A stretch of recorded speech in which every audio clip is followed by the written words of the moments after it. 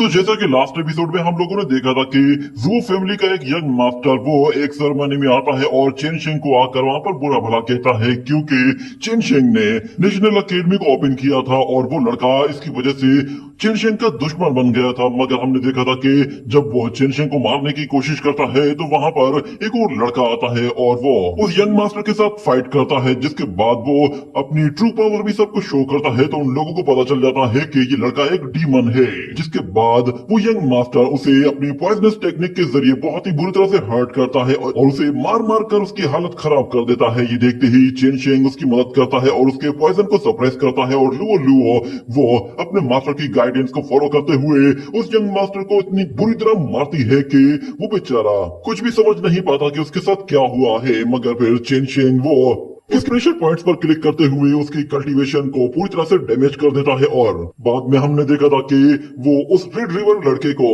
अपना डिसाइपल बना लेता है। जिसके बाद टैंक 36 ने उसे बताया था कि शू यू रॉन्ग वो कल शादी करने वाली है। और फिर हमें थोड़ा सा बेक स्टोरी सीन दिखाया जाता है जिसमें हमें बताया जाता है कि इस कॉन्टिनेंट में ह्यूमंस, मॉन्स्टर्स और डीमंस वो एक साथ ही रहते हैं। मगर क्योंकि डीमंस वो अकेले ही ऐसी स्पीशीज हैं जो कि ह्यूमंस और मॉन्स्टर दोनों से ज्यादा ताकतवर है, इसीलिए वो मॉन्स्टर्स को और ह्यूमंस को अपना गुलाम बनाना चाहते हैं ताकि वो उनके आगे झुक कर रहे। जिसके बाद टाइसू डायनेस्टी से टाइसू एम्परर वो कई मर्तबा अपने इलाके से डीमंस को मारकर भगा चुका है। जिसके बाद डीमंस वो नॉर्थ साइड पर ही रहने पर मजबूर हो गए हैं। जिसके बाद वो लोग अब उन डीमंस को हमेशा के लिए खत्म करना चाहते हैं ताकि वो दोबारा कभी भी साउथ कॉन्टिनेंट की तरफ न आए। मगर इसके लिए साउथ कॉन्टिनेंट को अपने आप को ज़ुओ डायनेस्टी के साथ मिलाना होगा क्योंकि ज़ुओ डायनेस्टी के पास एक होली माइडान टियान हाई है जो कि इस वक्त ज़ुओ फैमिली की सबसे बड़ी और सबसे ताकतवर एम्प्रेस है। मगर जहाँ तक बात साउथर्न सेक्ट की है तो उनके पास एक स्वॉर्ड गॉड मौजूद है जिसे सू ली कहा जाता है। दोनों ही इक्वली पावरफुल हैं और दोनों के पास अपनी एक बहुत बड़ी आर्मी मौजूद है और दोनों के लिए अब एक बहुत ही सुनहरा मौका आ चुका है जब ये दोनों डायनेस्टीज एक साथ मिल सकती हैं। क्योंकि यहाँ पर शू फैमिली के पास एक लड़की है जिसे शू यूरोंग कहा जाता है और उसके पास एक ट्रू फीनिक्स ब्लड लाइन मौजूद है। और जहाँ तक बात साउदर्न स्वॉर्ड गॉड सेक्ट की है तो उन लोगों के पास भी एक बहुत ही टैलेंटेड लड़का है जिसका नाम क्यू शेन जून है और कहा जाता है कि उसके पास भी एक ट्रू गॉड ब्लड लाइन है। और उन दोनों के बारे में ये बातें मशहूर हो गई है कि ये दोनों एक दूसरे के लिए ही बने हैं और अगर ये दोनों एक साथ शादी कर लेते हैं तो इस तरह दोनों सेक्ट्स एक साथ मिल जाएंगे और उनकी पावर डबल हो जाएगी। जिसके बाद हम लोग फ्लैशबैक से बाहर आते हैं और हमें दिखाया जाता है कि टाइम 36 ये बातें चेन शेंग को बता रहा होता है और उससे कहता है कि भले ही वो एक स्वॉर्ड गॉड सेक्ट का जीनियस है मगर इसका मतलब ये तो नहीं कि वो तुम्हारी मंगेतर से शादी कर लेगा। यहाँ पे हमें दिखाया जाता है कि शू यूरोंग वो भी शादी के लिए तैयार हो रही होती है और शायद उसे मालूम भी नहीं होगा कि चेन शेंग वो उसके लिए यहाँ पे आया हुआ है और उसके इंतजार में है। मगर शायद उसके पेरेंट्स ने उसे बताया ही नहीं कि चेन शेंग वो मैरिज कॉन्ट्रैक्ट लेकर यहाँ पर फिर रहा है। जिसके बाद अगले सीन में हमें दिखाया जाता है कि जब मैरिज सेरेमनी शुरू होने वाली होती है तो वहाँ आतिशबाजी शुरू की जाती है और हर तरफ जश्न मनाया जा रहा होता है। और चेन शेंग जो कि अपनी अकेडमी में बैठा हुआ था वो कह रहा होता है कि एक तो मेरे पास लाइफ बहुत ही छोटी है और ऊपर से मुझे मालूम भी नहीं कि मैं अपनी किस्मत को बदल सकता हूँ या नहीं और मैं मिस शू को उस मैरिज कॉन्ट्रैक्ट की वजह से अपने पल्ले नहीं बांध सकता। उसे अपनी जिंदगी आजादी के साथ जीनी चाहिए और ऊपर से इस शादी की वजह से नॉर्दर्न सेक्ट वो साउथ सेक्ट के साथ मिल जाएंगे और इसमें कोई खून खराबा भी नहीं होगा। शायद इसी में ही सबकी भलाई है और हर शख्स शायद यही चाहता है और मेरे ख्याल से मुझे इस कॉज के सामने कोई रुकावट खड़ी नहीं करनी चाहिए। मगर इतने में अचानक उसे याद आता है कि बचपन में उस लड़की ने बहुत सारे खत उसे भेजे थे और वो उससे हमेशा मिलना चाहती थी। जिसके बाद वो डिसाइड करता है कि वो एक बार उसके सामने जरूर जाएगा और उससे जाकर जरूर मिलेगा।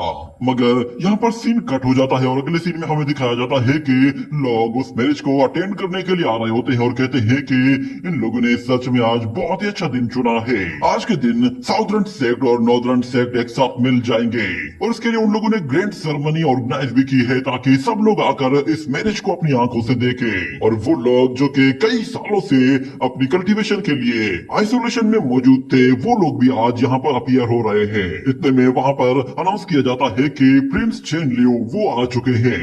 तो प्रिंस चेनलियो को वहाँ पर देखते ही सब लोग उसके आगे झुकते हैं और उसे ग्रीट करते हैं और हमें बताया जाता है कि प्रिंस चेनलियो को यहाँ पर होली माइटर ने खुद से इस मैरिज को विटनेस करने के लिए भेजा है और वहाँ मौजूद हेवनली एकेडमी के डिसाइपल्स कह रहे होते हैं कि इसके सामने कोई भी उल्टी सीधी हरकत नहीं करनी वरना सब कुछ बर्बाद हो जाएगा। प्रिंस चेनलियो को वहाँ पर देखते ही जनरल उससे कहता है कि मुझे माफ करना, मैं आपको ग्रीट करने के लिए कोई प्रॉपर तैयारी नहीं कर पाया हूँ। मगर यहाँ पर चेनलियो कहता है कि ये एक ग्रेट अपॉर्चुनिटी है ताकि मैं खुद से इस चीज को विटनेस करूं। जब साउथर्न सेक्ट और नॉर्थर्न सेक्ट वो यूनाइट होंगे तो मैं इसे अपनी आंखों से विटनेस करना चाहता हूं और आज रात इस शादी के बाद आपकी शू फैमिली को इस ग्रेट यूनियन का पिलर कहा जाएगा। ये सुनकर वो जनरल कहता है इस शादी से मेरी बेटी हमारे सारे लोगों के लिए एक बहुत ही बड़ी कुर्बानी दे रही है और मैं ये सब देखकर बहुत ही ज्यादा ऑनर फील कर रहा हूँ। मगर फिर वहाँ पे अनाउंसमेंट होती है और एक ओल्ड मास्टर वहाँ पे अपीयर होता है और वो आता ही कहता है कि आज की रात सच में एक बहुत ही खास रात है। ये देखकर 1036 कहता है कि सारे ही टॉप लेवल के मास्टर्स आज इकट्ठे हो रहे हैं। आखिर ये लड़का चेनशिंग है कहाँ पर, पता नहीं ये आज आएगा भी या नहीं। मगर हमें दिखाया जाता है वहाँ पर साउथर्न किंगडम की मैरिज डेलीगेशन आ चुकी होती है जिसका सब लोग काफी देर से इंतजार कर रहे थे और हमें दिखाया जाता है फिर वहाँ पर साउथर्न मैरिज डेलीगेशन के साथ एक बहुत ही बड़ा स्क्रॉल भी नीचे आता है और सब लोग उसकी तरफ देख रहे होते हैं। आहिस्ता आहिस्ता जब वहाँ से धूल मट्टी छटती है तो हमें दिखाया जाता है कि साउथर्न सेक्ट का एक मास्टर जिसका नाम ली शेन होता है वो हमें दिखाई देता है और उसके बाद हम वहाँ पे मौजूद एक और डिसाइपल को देखते हैं जो कि सोड स्टाइल्स में काफी मशहूर होता है और कहा जाता है कि साउथर्न सेक्ट के 7 ऐसे सोड जीनियस हैं जो कि पूरी दुनिया में मशहूर है और उन 7 सोड जीनियस में से 4 तो यहाँ पे मौजूद है मगर उन चारों में से क्यू शेन जून यहाँ पे मौजूद नहीं था। उसके सिर्फ और सिर्फ जूनियर्स यहाँ पे आए हुए थे और वो अपने स्किल्स शो करके अपनी पावर और अपनी सेक्ट की रेपुटेशन को शो कर रहे थे। उनके स्किल्स देखकर वहाँ मौजूद लोग कह रहे होते हैं कि ये लोग जरूर अपने सेक्ट की रैंकिंग में टॉप 10 में आते होंगे और इन लोगों से अगर कोई कम्पीट कर सकता है तो वो सिर्फ हमारे सेक्ट की शू यू रोंग है। मगर यहाँ पे जनरल वो फौरन से अपना नाम बताते हुए कहता है कि मैं शाओगोंग लिशियन सेक्ट मास्टर को यहाँ पे इनवाइट करते हुए वेलकम कर रहा हूँ। जिसके बाद लिशियन सेक्ट का मास्टर और उसके डिसाइपल्स वो जनरल को वहाँ पर ग्रीट करते हैं और जनरल से कहते हैं कि शाओसोंग तुम वाकई में बिल्कुल वैसे ही हो जैसी तुम्हारी रेपुटेशन है। मगर शाओसोंग कहता है कि इतनी तारीफ करने की जरूरत नहीं, बस आप आ जाइए, हम लोग अंदर बैठकर बात करते हैं। मगर यहाँ पर लिशियन सेक्ट का वो मास्टर कहता है कि मेरा बेटा शेन जून वो बहुत जल्द यहाँ पे आ जाएगा, फिलहाल वो नॉर्दर्न साइड पर कहीं पे डीमंस के साथ फाइट कर रहा है। तो जनरल कहता है कोई बात नहीं, वो भी तो हमारे लोगों के लिए ही लड़ रहा है। मगर यहाँ पर टैंक 36 कहता है कि मुझे लगता है कि शायद इन लोगों ने चेनशिंग को मारने के लिए कोई प्लान बनाया हुआ है ताकि ये लोग इस ग्रेट यूनिफिकेशन में अपना क्रेडिट ले सके। जिसके बाद अगले सीन में हमें दोबारा से चेनशिंग को दिखाया जाता है वो अपने सेक्ट की एक ऐसी यूनिफॉर्म पहन कर आता है जिसमें वो काफी बेहतर दिख रहा होता है और लुवो भी उससे कहती है मास्टर आप तो इस ड्रेस में गजब के लग रहे हैं, ये नेशनल अकेडमी की ड्रेस है जो कि आप पर बहुत ही अच्छी लग रही है। जब वो लोग उस मैरिज के लिए अंदर जा रहे होते हैं तो अचानक से एक सर्वेंट आता है और वो मिस लुवो से कहता है कि मुझे आपसे एक जरूरी बात करनी है, प्लीज एक साइड पे आ जाइए। मगर लुवो से साफ मना कर देती है। तो फिर चेनशिंग कहता है अगर वाकई में कोई जरूरी बात करनी है तो तुम्हें उसके साथ बात कर लेनी चाहिए। जिस पर लुवो कहती है ठीक है आप यहीं रुकिए, बस मैं अभी आती हूँ। ये कहने के बाद वो लोग जैसे वहां से जाते हैं तो हमें वहां पर मिस मोयू को दिखाया जाता है। वो चेनशिंग का रास्ता रोकने के लिए खड़ी हुई थी। वो पहले ही आकर उससे कहती है कि आज नॉर्थर्न सेक्ट और साउथर्न सेक्ट एक साथ मिलेंगे और तुम इस यूनिफिकेशन के लिए कोई ट्रबल क्रिएट नहीं कर सकते। मैंने तुम्हें समझाया था कि आज की रात कहीं दूर चले जाओ और यहाँ पर अपीयर मत होना, मगर लगता है कि तुम्हें मेरी बात समझ में नहीं आई। तो चेनशिंग कहता है कि मिस मोयू मैं आपको समझाने की कोशिश कर रहा हूँ, आप मुझे गलत समझ रही है। मगर मिस मोयू कहती है कि मैंने तुम्हें समझाया भी था कि अपनी मैरिज कॉन्ट्रैक्ट के बारे में किसी को भी मत बताना। तो चेनशिंग कहता है कि मिस मो मैं मैरिज कॉन्ट्रैक्ट के जरिए मिस शू को इस शादी से रोकने के लिए नहीं आया। मगर मिस मोयू उसकी बात नहीं सुनती और कहती है कि तुम्हारी बात से मुझे कोई फर्क नहीं पड़ने वाला। ये कहने के साथ वो फौरन से एक नोटिस क्रिएट करती है और उसे फौरन से चेनशिंग की तरफ थ्रो करती है। तो चेनशिंग उससे टकराते ही फौरन से नीचे की तरफ गिरने लगता है और वो बिल्कुल अजीब तरह से रिएक्ट कर रहा होता है क्योंकि उस फ्लावर से टकराने के बाद वो एक इल्यूजनल वर्ल्ड के अंदर आ गया था। और दूसरी तरफ लुवो लुओ जब वो अपनी मदर के पास जाती है तो वो उससे कहती है कि आपने मुझे सिर्फ इसलिए बुलाया था ताकि मैं उससे दूर रह सकूं। अगर आपको मुझसे कोई काम नहीं तो फिर मुझे यहाँ पे रुकने में कोई इंटरेस्ट नहीं, मैं फौरन से वापस जाती हूँ। वो जैसे ही वहाँ से जाने लगती है तो उसे नजर आता है कि वहाँ पर हर तरफ सीलिंग फॉर्मेशन लगी हुई है, यानी कि वो खुद से अब वहाँ से बाहर नहीं जा सकती। ये देखकर उसे बहुत ज्यादा गुस्सा आता है और वो अपनी मदर से कहती है कि मेरे मास्टर को चोट पहुंचाना चाहती हैं सिर्फ इसलिए क्योंकि आप बचपन से ही क्यू शेन जुन को पसंद करती है। ये सुनकर वो लड़की कहती है कि मैं ग्रेट जुओ की प्रिंसेस हूँ, इसलिए मुझे अपनी जुओ फैमिली के लिए कुछ तो करना होगा। ये देखते ही फौरन से लुओ अपना एक नुकीला वेपन निकाल लेती है, जिस पर उसकी मदर कहती है कि मैं जानती हूँ कि मैं तुम्हें मार नहीं सकती, मगर इसका मतलब ये नहीं कि तुम मुझे हर्ट करोगी। अगर तुमने कुछ भी किया तो फिर याद रखना कि इसके बाद तुम्हारे पर बहुत ही ज्यादा प्रेशर डाला जाएगा। ये सुनते ही लुओ उस वेपन का नोकीला हिस्सा अपनी तरफ करती है और कहती है कि अगर मैं खुद को ही हर्ट करूं तो फिर क्या होगा।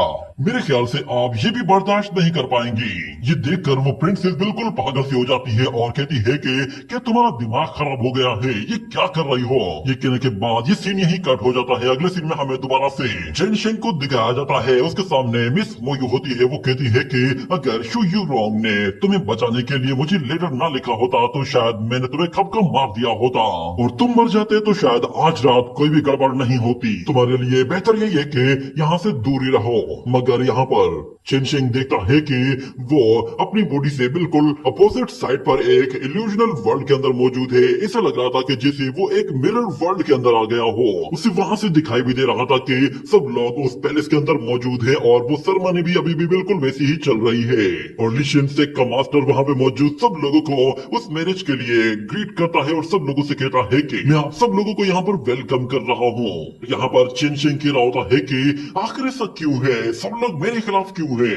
मगर मुझे ये सब कुछ रोकना तो होगा ही, क्योंकि इस वक्त यहाँ पर एक शादी हो रही है तो इसके लिए इन लोगों को 3 फॉर्मेलिटीज पूरी करनी होगी। तो उससे पहले ही मुझे यहाँ से निकलना होगा और उससे पहले मुझे इस फॉर्मेशन को तोड़ना होगा ताकि मैं इस इल्यूजन से बाहर निकल सकूं। उसे नजर आता है कि वहाँ पर व्हाइट स्टोन्स पड़े हैं, एक प्लम ट्री भी मौजूद है और वहाँ कूल वाटर भी है, जिसे देखकर वो समझ जाता है कि ये एक टोनगोंग ग्रैंड फॉर्मेशन है। जिसके बाद वो फौरन से अपने माइंड में मौजूद लाइब्रेरी को ओपन करता है और उस फॉर्मेशन को तोड़ने के लिए उसके अंदर मौजूद जितनी भी इंफॉर्मेशन होती है उसे कलेक्ट करना शुरू कर देता है। उसे एक बुक में पता चला था कि इस फॉर्मेशन के अंदर पहले ही किसी शख्स को फंसाया गया था और वो शख्स इस फॉर्मेशन के अंदर भूखा प्यासा मर गया था। इसीलिए उस शख्स के बाद ही इस फॉर्मेशन को टोनगोंग ग्रैंड फॉर्मेशन का नाम दिया गया था। इतने में उसे एक पेपर में उस फॉर्मेशन की कुछ कोडिंग्स मौजूद होती हैं और वो कहता है कि अच्छा तो ये फॉर्मेशन टाइजोंग एम्परर के दौर में बनाई गई थी और उसने इस फॉर्मेशन को काफी इंप्रूव भी किया था। जिसके बाद इस फॉर्मेशन को 20 सेजेस ने यूज किया था, जिसके बाद इसे 24 सेजेस ने यूज किया था। मगर कहा जाता है कि उससे पहले एम्परर टाइजोंग ने उस फॉर्मेशन को क्रैक करने का पासवर्ड ढूंढ लिया था और उन्होंने कहा था कि ये फॉर्मेशन एक नेस्टोजेलिक टाइप की फॉर्मेशन है। इतने में हमें दोबारा से जुओ डायनेस्टी के उसी ओल्ड मास्टर को दिखाया जाता है। वो कह रहा होता है कि इस फॉर्मेशन को क्रैक करने के लिए मुझे टाइजोंग ने इनवाइट किया था, इसीलिए मैंने उस फॉर्मेशन की आंख के ऊपर एक प्लम ट्री को लगा दिया था और अब तो वो दरख्त काफी बड़ा हो चुका होगा। और दूसरी तरफ हमें दिखाया जाता है कि लुवो की मदर कहती है बस छोड़ो, तुम्हें जाना है ना, तुम चले जाओ। ये सुनते ही लुवो वहां से भागती है, जिसके बाद उसकी मदर कहती है कि अब जाने का कोई फायदा नहीं। चेन शेंग ने जो मिस करना था उसने बहुत पहले ही मिस कर दिया है। मगर लुवो जाते हुए कहती है कि आप लोगों ने चाहे किसी तरह का भी कोई भी ट्रैप बिछाया हो, मेरा मास्टर उस ट्रैप से आसानी से निकल आएगा।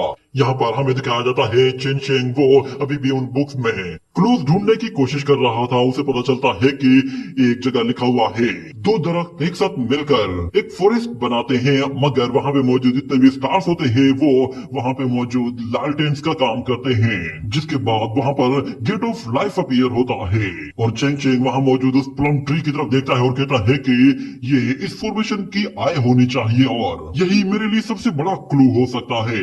मैं नाइट स्काई स्टार्स क्रिएट करता हूँ ताकि उसके साथ में इस ट्री के साथ कोऑर्डिनेट कर सकूं। इतना कहने के बाद वो फौरन से उस फॉर्मेशन को अनलॉक करना शुरू कर देता है और हमें दिखाया जाता है कि वो आहिस्ता आहिस्ता एक के बाद एक पॉइंट को ब्रेक करता जाता है और कहता है कि जब यहाँ पर 2 ट्रीज अपीयर होंगे तो life at the gate of life appear होगा। इतना कहने के साथ वो उस फॉर्मेशन में मौजूद जितने भी स्टार्स होते हैं एक एक करके उन्हें एक्टिवेट करता जाता है। इसी तरह उसने वहां मौजूद जितने भी स्टार्स थे उन्हें एक्टिव तो कर लिया था, मगर उसके बावजूद भी वहां पर कोई भी गेट ऑफ लाइफ अपीयर नहीं हुआ था, जिस पर वो काफी हैरान होता है और उसे समझ में नहीं आता कि वो फेल क्यों हुआ है। मगर फिर वो उस फॉर्मेशन को दोबारा से गौर से देखता है, जिसके बाद वो कहता है कि हाँ अब दोबारा ट्राई करके देखता हूँ। ये कहने के बाद वो फिर से कोशिश करता है और हमें दिखाया जाता है कि वो फिर से वैसे ही टेक्निक को यूज करता है और फिर से फेल हो जाता है, मगर वो हार नहीं मानता। इसी तरह वो बार बार ट्राई करता रहता है, मगर बार बार फेल होने की वजह से वो काफी परेशान हो गया था। मगर बाद में उसे समझ में आने लगता है कि सारा मसला इस ट्री के ऊपर है। शायद मैं इस लास्ट स्टेप को अनलॉक नहीं कर पा रहा सिर्फ और सिर्फ उस आई फॉर्मेशन की वजह से, क्योंकि इस लास्ट पॉइंट पे आता ही सब कुछ रिवर्स हो रहा है। मगर जब वो उस ट्री की तरफ देखता है तो वो कहता है कि अच्छा, तो अब पता चला कि वो रास्ता यहाँ पर है। ये कहने के बाद वो उस दरख्त की तरफ फिंगर से इशारा करता है तो वो लास्ट वाले पॉइंट को भी अनलॉक कर लेता है, जिसके बाद वो पानी से होते हुए फौरन से वापस से अपनी दुनिया की तरफ आ रहा होता है और उसे वहां पर बहुत सारे सिक्के दिखाई देते हैं। वो उन सिक्कों से निकलकर ऊपर आता है तो वो देखता है कि वो तो एक ट्रेजर हॉल के अंदर आ गया है, जबकि उसे वहां नहीं आना चाहिए था। वो जहाँ पहले मौजूद था उसे वहीं पे ही अपीयर होना चाहिए था। जिसके बाद हम लोग देखते हैं कि बाहर एक लेडी बैठी हुई होती है और उसके सामने एक छोटा सा पानी का टब होता है और उसके अंदर एक रेड ट्री डूब रहा होता है। ये देखकर वो कहती है कि ये लड़का काफी इंटरेस्टिंग है, इसने वांग जीसी की फॉर्मेशन को तोड़ दिया है।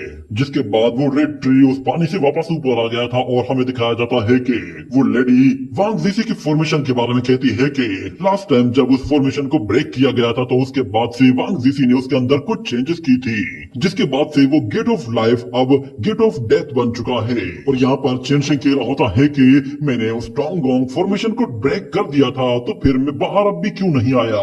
यहाँ पे हर जगह गोल्ड है और हर तरफ ट्रेजर्स बिखरे हुए हैं। कहीं मैं दोबारा से अपनी नेशनल अकेडमी के ट्रेजर हॉल में तो नहीं आ गया, मगर उसे वहां पर अपने सामने एक बहुत ही बड़ा रेड ट्री नजर आ रहा होता है। ये देखकर वो जैसे उसके करीब जाता है तो उस रेड ट्री के पीछे मौजूद ड्रैगन वो फौरन से उसके सामने आ जाता है। उसे देखकर चेनशिंग थोड़ा सा डर गया था और वो कहता है ये ड्रैगन यहाँ पर कैसे आ गया।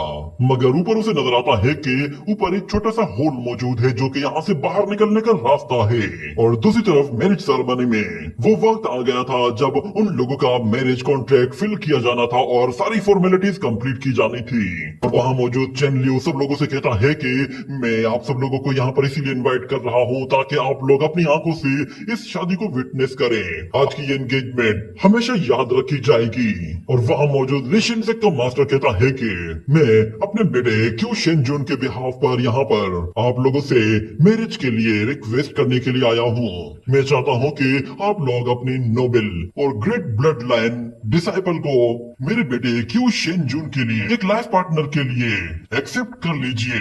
हम लोग अपनी होने वाली बहू के लिए यहाँ पर बहुत सारे गिफ्ट्स भी लेकर आए हैं और उसके अलावा हम उसे बहुत सारे ट्रेजर्स भी गिफ्ट के तौर पर दे रहे हैं।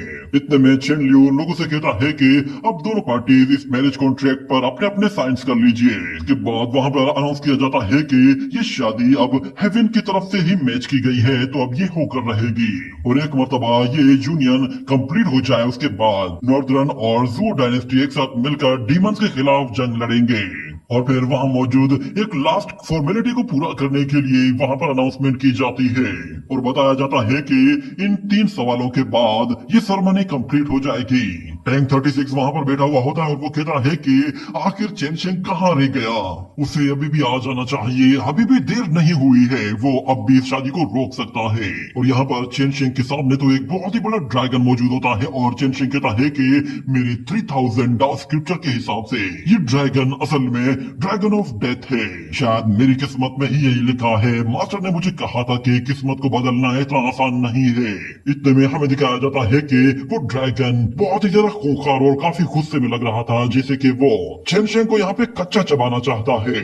मगर चेनशेंग यहाँ अपनी किस्मत के भरोसे नहीं आया था, वो अपनी किस्मत बदलना चाहता था, जिसके लिए वो फौरन से अपनी ड्रैगन सूट बाहर निकालता है और उसके अंदर मौजूद जो ड्रैगन ऑरा होता है वो हर जगह फैलता है और हम उसी येलो अज़ूरो ड्रैगन को देखते हैं, जिसकी वजह से वो दूसरा ब्लू ड्रैगन वहीं रुक जाता है। ये देखकर चेनशेंग कहता है कि ड्रैगन स्पीशीज में गोल्डन ड्रैगन वो सबसे ज्यादा ग्रेट ड्रैगन माने जाते हैं और मास्टर ने ये सोड एक ड्रैगन के बाल से ही फोर्क की है।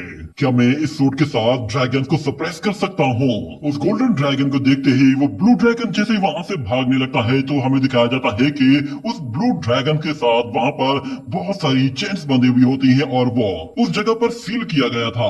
जैसे ही वो गोल्डन चेन्स अपनी एनर्जी रिलीज करती है तो उससे उस ड्रैगन को एक जोरदार झटका लगता है और वो फौरन से नीचे आ गिरता है और चेनशेंग उसकी तरफ देखते हुए अपनी सूट उसकी तरफ सीधी कर लेता है और कहता है कि इस ड्रैगन की लेयर वो कैपिटल सिटी की वेन्स के साथ जुड़ी हुई है और यहाँ से बाहर निकलने का रास्ता बिल्कुल वहाँ ऊपर मौजूद है। ये थोड़ा सा ऊपर है इसीलिए मैं डायरेक्टली वहाँ तक नहीं जा पाऊंगा। इतने में वो उस ड्रैगन के पास जाता है और उससे कहता है कि हेलो, क्या तुम मेरी आवाज समझ सकते हो? मगर वो ड्रैगन उससे कहता है तुम हो कौन? ये सुनकर चेनशेंग थोड़ा कंफ्यूज हो जाता है क्योंकि ड्रैगन वो ड्रैगन लैंग्वेज में बात कर रहा था और चेनशेंग वो ड्रैगन लैंग्वेज को सिर्फ प्रोनाउंस कर सकता है मगर वो उसे बोल या समझ नहीं सकता। हमें बताया जाता है कि चेनशेंग ने ड्रैगन लैंग्वेज को सीखने के लिए अपनी 3000 स्क्रिप्चर के अंदर उस लैंग्वेज को सीखने की पूरी कोशिश की थी मगर उसे वो लैंग्वेज कंप्लीटली नहीं सिखाई गई थी। मगर यहाँ पर चेनशेंग वो उस ड्रैगन से कहता है कि सीनियर, हम दोनों ही यहाँ पर फंसे हुए हैं। मैं जानता हूँ आप मुझे मारना या खाना नहीं चाहते। अगर आप यहाँ से बाहर निकलने में मेरी मदद करते हैं तो मैं आपसे वादा करता हूँ मैं आपकी हेल्प जरूर करूंगा। एक मर्तबा मुझे बाहर जाकर उस शादी को रोक लेने दीजिए, उसके बाद मैं यहाँ पर वापस जरूर आऊंगा और आपकी मदद करूंगा। भले ही मैं इतना ज्यादा ताकतवर नहीं हूँ, मेरी कल्टीवेशन काफी लो है, मगर उसके बावजूद भी मैंने वांग जीसी की फॉर्मेशन को तोड़ दिया था, उसके बाद ही मैं यहाँ पर आया हूँ। शायद मेरे अंदर अभी भी कोई खास बात है जिसकी वजह से मैं यहाँ तक पहुँच पाया हूँ। इतने में वो ड्रैगन उसे बहुत ही गौर से देखता है, जिसके बाद वो अपने मुंह से एनर्जी क्रिएट करना शुरू कर देता है। ये देखते ही चेनशेंग समझ जाता है कि वो ड्रैगन उसकी मदद करना चाहता है और वो फौरन से भागते हुए उस रेड ट्री के ऊपर जाकर जंप लगाकर ऊपर की तरफ कूदता है तो वो ड्रैगन नीचे से अपनी एनर्जी से उसे ऊपर की तरफ पुश कर देता है, जिसकी वजह से चेनशेंग वो फौरन से उस छोटे से होल की तरफ आगे बढ़ जाता है। और दूसरी तरफ हम लोग उस लेडी को देखते हैं जो कि उस छोटे से टब के सामने बैठी हुई थी। वो देखती है कि 3 फॉर्मेलिटीज कंप्लीट हो गई हैं, बस अब 3 क्वेश्चंस रह गए हैं, उसके बाद ये सेरेमनी कंप्लीट हो जाएगी। इतने में उसे नजर आता है कि उस छोटे से टब के अंदर से वो लड़का फौरन से बाहर निकल आया है और जैसे ही वहाँ मौजूद एक छोटा सा पेट कोई चीज नीचे गिराता है जो कि उस लेडी के ऊपर गिरने वाली थी। ये देखते ही चेनशेंग फौरन से उस लेडी के पास आकर उससे वो चीज पकड़कर उसे बचा लेता है और उसे कहता है कि मुझे इसके लिए माफ कीजिएगा मगर मुझे अर्जेंटली कहीं जाना है तो मैं आपसे बाद में बात करूंगा। ये कहते ही वो फौरन से वहाँ से निकल जाता है और वो लड़की कहती है ये लड़का तो काफी अच्छा है और काफी इंटरेस्टिंग भी है। हमें दिखाया जाता है कि जनरल वहाँ पे उसके सामने घुटनों पर बैठा हुआ होता है और वो लड़की कोई और नहीं होती बल्कि वो एक इम्प्रेस होती है और कहती है कि ये सब कुछ और भी बेटर हो सकता है। और यहाँ पर लुवो की मदद कह रही होती है कि लुवो उस लड़के के लिए अपनी जान को दांव पर लगा रही है, जबकि लुवो वो उस मैरिज को रोकने के लिए चेनशेंग का साथ देने की कोशिश कर रही थी। मगर यहाँ पर लास्ट फॉर्मेलिटी की तरफ आगे बढ़ा जा चुका होता है और वहाँ मौजूद चेन लियू वो सब लोगों से कहता है कि मैं आप लोगों से सिर्फ 3 सवाल पूछूंगा और उसके बाद ये मैरिज कंप्लीट हो जाएगी। क्यों शेन जून वो शू यूरोंग के साथ शादी करना चाहता है? क्या इस शादी में किसी को कोई भी ऑब्जेक्शन है? तो वो अभी बता सकता है। सब लोग वहाँ पर चुपचाप बैठे हुए होते हैं और दूसरी तरफ चेनशेंग वो भागते हुए उस पैलेस की तरफ जा रहा होता है और वो कहता है कि आखिर कौन सा रास्ता उस पैलेस की तरफ जाता है। और चेन लियू यहाँ पर सेकंड टाइम सब लोगों से कहता है कि क्या इस शादी से किसी को कोई इनकार है या कोई ऑब्जेक्शन है। तो वहाँ पे मौजूद जितने भी लोग होते हैं वो सारे के सारे खामोश बैठे हुए होते हैं और सब लोग इस शादी से एग्री करते थे। इतने में लुबो वो उस हॉल में आती है और देखती है कि चेनशेंग वो वहाँ कहीं भी मौजूद नहीं नहीं है। जैसे ही चेन लियो वो सील उठाता है और स्टेप लगाने के लिए थर्ड टाइम सब लोगों से पूछता है कि क्या किसी को कोई ऑब्जेक्शन है, तो ये कहते ही वो जैसे स्टेप लगाने वाला होता है तो चेन शिंग अपीयर होता है और वो कहता है कि रुक जाओ, मुझे इस शादी से ऑब्जेक्शन है। उसे वहां पर देखकर सब लोग चौंक से गए थे, किसी को उम्मीद भी नहीं थी कि वो अचानक से यहाँ पे अपीयर होगा। इसी के साथ ये एपिसोड यहीं पे ही एंड हो जाता है। तो जैसा कि लास्ट एपिसोड में हम लोगों ने देखा था कि चेंग शेन वो शू योरोंग की शादी की सेरेमनी को रोकने के लिए जाने वाला होता है, मगर मिस मोयू वो उसे बाहर ही रोक लेती है और एक इल्यूजन के अंदर फंसा देती है। मगर चेंग शेन भी हार मानने वाला नहीं था, वो उस फॉर्मेशन का भी हल निकाल लेता है और एक फॉर्मेशन से वो बाहर निकलता है तो उसे पता चलता है कि वो एक और ट्रैप के अंदर फंस गया है। मगर वहां पे मौजूद ड्रैगन वो उसे मारने की कोशिश करता है तो चेंग शेन वो उसके साथ भी डील कर लेता है और उससे वादा करता है कि वो उसे यहाँ से बाहर निकालेगा और बदले में वो ड्रैगन उसे उस ट्रैप से बचाकर बाहर निकाल देता है। जिसके बाद चेंग शेन जैसे ही बाहर आता है तो वो जाने अनजाने में सीधा इम्प्रेस ट्यान हाई के पास जा पहुंचता है और एक गमला जब उसके ऊपर गिरने वाला था तो वो उसके ऊपर से वो गमला भी हटा देता है। और जब वो पैलेस के अंदर पहुंचता है तो वहां पर शादी की बिल्कुल लास्ट वाली सेरेमनी जारी होती है, जिसमें सबसे पूछा जा रहा होता है कि किसी को कोई ऑब्जेक्शन तो नहीं है। इतने में चेन शिंग वहां पर एंट्री लेता है और कहता है कि मुझे इस शादी से प्रॉब्लम है। ये देखकर वहां मौजूद सारे ही लोग हैरान हो गए थे कि आखिर ये लड़का है कौन। आधे से ज्यादा लोग तो उसे जानते भी नहीं थे कि ये कोई नेशनल एकेडमी का मास्टर है। मगर वो लोग कह रहे थे आखिर इस बंदे की हिम्मत तो देखो, ये शू यूरोंग की शादी में ऑब्जेक्शन कर रहा है, शायद इसे अपनी जिंदगी प्यारी नहीं है। और इतने में जनरल भी खड़ा हो जाता है और कहता है कि ये क्या मजाक है, ऐसे ही कोई भी बंदा उठकर आएगा और मेरी बेटी की शादी को रोकने की कोशिश करेगा, आखिर तुम्हारी हिम्मत कैसे हुई। वो गार्ड से कहता है कि इसे उठाकर बाहर फेंक दो, मगर उन गार्ड से लड़ने के लिए यहाँ पर लुवो लुवो और टैंक 36 दोनों ही उसके सामने आ जाते हैं। ये देखते ही वो जनरल कहता है कि मुझे इससे कोई परवाह नहीं कि तुम लोग कौन हो और तुम्हारा बैकग्राउंड क्या है, मैं बस तुम लोगों को एक क्रिमिनल की तरह डील करूंगा और तुम्हारे साथ भी वही अंजाम होगा जो क्रिमिनल्स के साथ होता है। इतने में अचानक ग्रैंड एल्डर बोल पड़ता है और वो कहता है कि इसमें बुरा ही क्या है, इस लड़के ने कोई वायलेशन नहीं की है, ये लड़का कोई और लड़का नहीं बल्कि ये हमारी नेशनल एकेडमी का डीन है और इसे आने में थोड़ी सी देरी हो गई है, मगर लेट आना किसी तरह की कोई वायलेशन नहीं, इसीलिए इसे बात करने दो, जो ये कहना चाहता है ये कह सकता है। मगर वहां पे मौजूद मिस्टर लिu कहता है कि ये तो ऑब्जेक्शन कर रहा है। तो डीन कहता है हाँ ये एक नेचुरल प्रोसेस है, किसी न किसी को तो एतराज होता ही है। अब ये मसला खुल ही गया है तो मेरे ख्याल से अब ये सबके सामने आ जाना चाहिए। ये सुनते ही मिस मोयू भी शांत होकर बैठ जाती है और फिर चेंग शेन उन लोगों से कहता है कि मैं इस हॉल के बाहर मौजूद था और मैंने सुना है कि लिशन सेक्का क्यान जून वो शू यूरोंग से शादी करना चाहता है, मगर शू यूरोंग तो यहाँ पर मौजूद ही नहीं है। मेरे ख्याल से ये शादी तब तक नहीं होनी चाहिए जब तक दोनों ही इस शादी के लिए राजी ना हो। यही वजह है कि मैं ऑब्जेक्शन कर रहा हूँ, जब तक वो दोनों यहाँ पर आकर खुद एक दूसरे को शादी के लिए एक्सेप्ट नहीं करते तब तक ये शादी नहीं होनी चाहिए। मगर लीशन सेक के मास्टर को ये बात काफी बुरी लगती है और वो कहता है कि आखिर तुम्हें ये हक किसने दिया है कि तुम लीशन सेक्ट और सोड सेक्ट के बीच के मामलात को इस तरह सबके सामने खराब कर दो, आखिर दोनों सेक्ट्स के बीच में तुम होते कौन हो बोलने वाले। तो चेंशिन कहता है कि मेरे पास मैरिज कॉन्ट्रैक्ट है, मैं शू यूरोंग का मंगेतर हूँ और वो मेरी मंगेतर है, इसलिए उसकी शादी किसी और से नहीं होनी चाहिए। ये सुनकर सब लोग चौंक जाते हैं, उन लोगों को यकीन ही नहीं आता कि चेंग शेन वो इस तरह का सरप्राइज देगा। जिसके बाद वो लोग चेंग शेन से कहते हैं कि आखिर तुम्हारे पास क्या सबूत है कि तुम शू यूरोंग के मंगेतर हो। तो चेंग शेन उन लोगों को अपना मैरिज कॉन्ट्रैक्ट दिखाता है जो कि सब लोगों के सामने आता है। तो वो लोग देखते हैं कि उसके ऊपर तो शू फैमिली के ग्रैंड एल्डर की सील लगी हुई है, जिसका मतलब यह है कि उसने खुद इस शादी को विटनेस किया है। ये देखकर सब लोग चौंक जाते हैं और यहाँ पर उस जनरल की उम्मीदों पर पानी फिर जाता है। और यहाँ पर फिर लुबो लुबो भी कहना शुरू कर देती है कि अगर ये मैरिज कॉन्ट्रैक्ट बिल्कुल असली है तो फिर यहाँ पर कोई तो ऐसा है जो कि सब लोगों को धोखा दे रहा है, कोई तो है जो कि शायद अपनी बेटी को किसी और को बेच रहा है। बंदा एक जनरल है, उसे बैटलफील्ड के बारे में काफी अच्छी तरह मालूम है, पर लगता है कि शायद वो अब एक बिजनेसमैन बन गया है। इतने में हमें दिखाया जाता है लीशन सेक के ग्रैंडसन को, वो अपनी चाय पीता है और वो कहता है कि भले ही ये शादी तुम लोगों के पेरेंट्स ने डिसाइड की थी, मगर अब यहाँ पे मेरे ब्रदर की शादी शू यूरोंग के साथ हो चुकी है, क्योंकि हम लोगों ने 3 फॉर्मेलिटीज कंप्लीट कर ली है और तुमने सिर्फ एक फॉर्मेलिटी कंप्लीट की है। मगर खैर, इससे भी कोई फर्क नहीं पड़ता। जिस चीज से फर्क पड़ता है वो ये है कि शू यूरोंग वो किससे शादी करना चाहती है। इतना कहने के बाद हम लोग देखते हैं कि वहाँ पे एक और लड़का भी आ जाता है और वो अपने सीनियर ब्रदर के बारे में कहता है कि सब लोग जानते हैं कि मेरा सीनियर ब्रदर क्यूशेन और शू यूरोंग वो दोनों बचपन से ही एक दूसरे को पसंद करते हैं। इसीलिए हम सब जानते हैं कि लव गोल्ड से भी ज्यादा कीमती होता है। भले ही तुम्हारे पास ये मैरिज सर्टिफिकेट है, मगर उसके बावजूद भी शू यूरोंग तुमसे शादी नहीं करेगी। अगर तुम शू यूरोंग की रेस्पेक्ट करते हो तो फिर तुम्हें उसकी शादी में इस तरह टांग अड़ानी नहीं चाहिए। इतना कहने के बाद हमें दिखाया जाता है एक व्हाइट क्रेन जो कि उड़ते हुए सीधा उस पैलेस के अंदर आ जाती है। उस व्हाइट क्रेन को देखते ही सब लोग समझ जाते हैं कि ये तो शू यूरोंग की व्हाइट क्रेन है।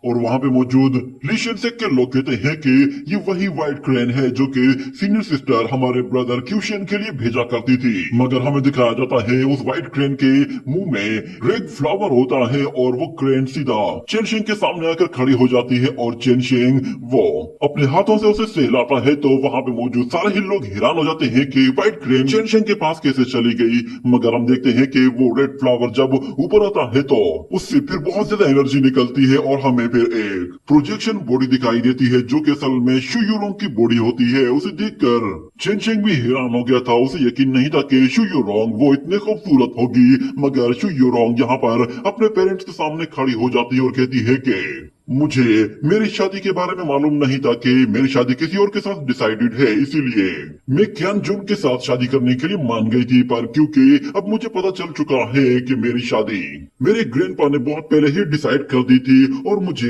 मैरिज सर्टिफिकेट भी मिल गया है, तो इसलिए मैं आपसे माफी चाहती हूँ। मैं क्यान जुन के साथ शादी नहीं कर सकती क्योंकि मेरा मंगेतर तो चेनशिंग है और मैं क्यान जुन की रेस्पेक्ट करती हूँ। वो एक अच्छा वॉरियर है, मगर क्योंकि मेरी शादी पहले से ही डिसाइडेड है तो इसीलिए मैं क्यान जुन के साथ शादी नहीं करना चाहती।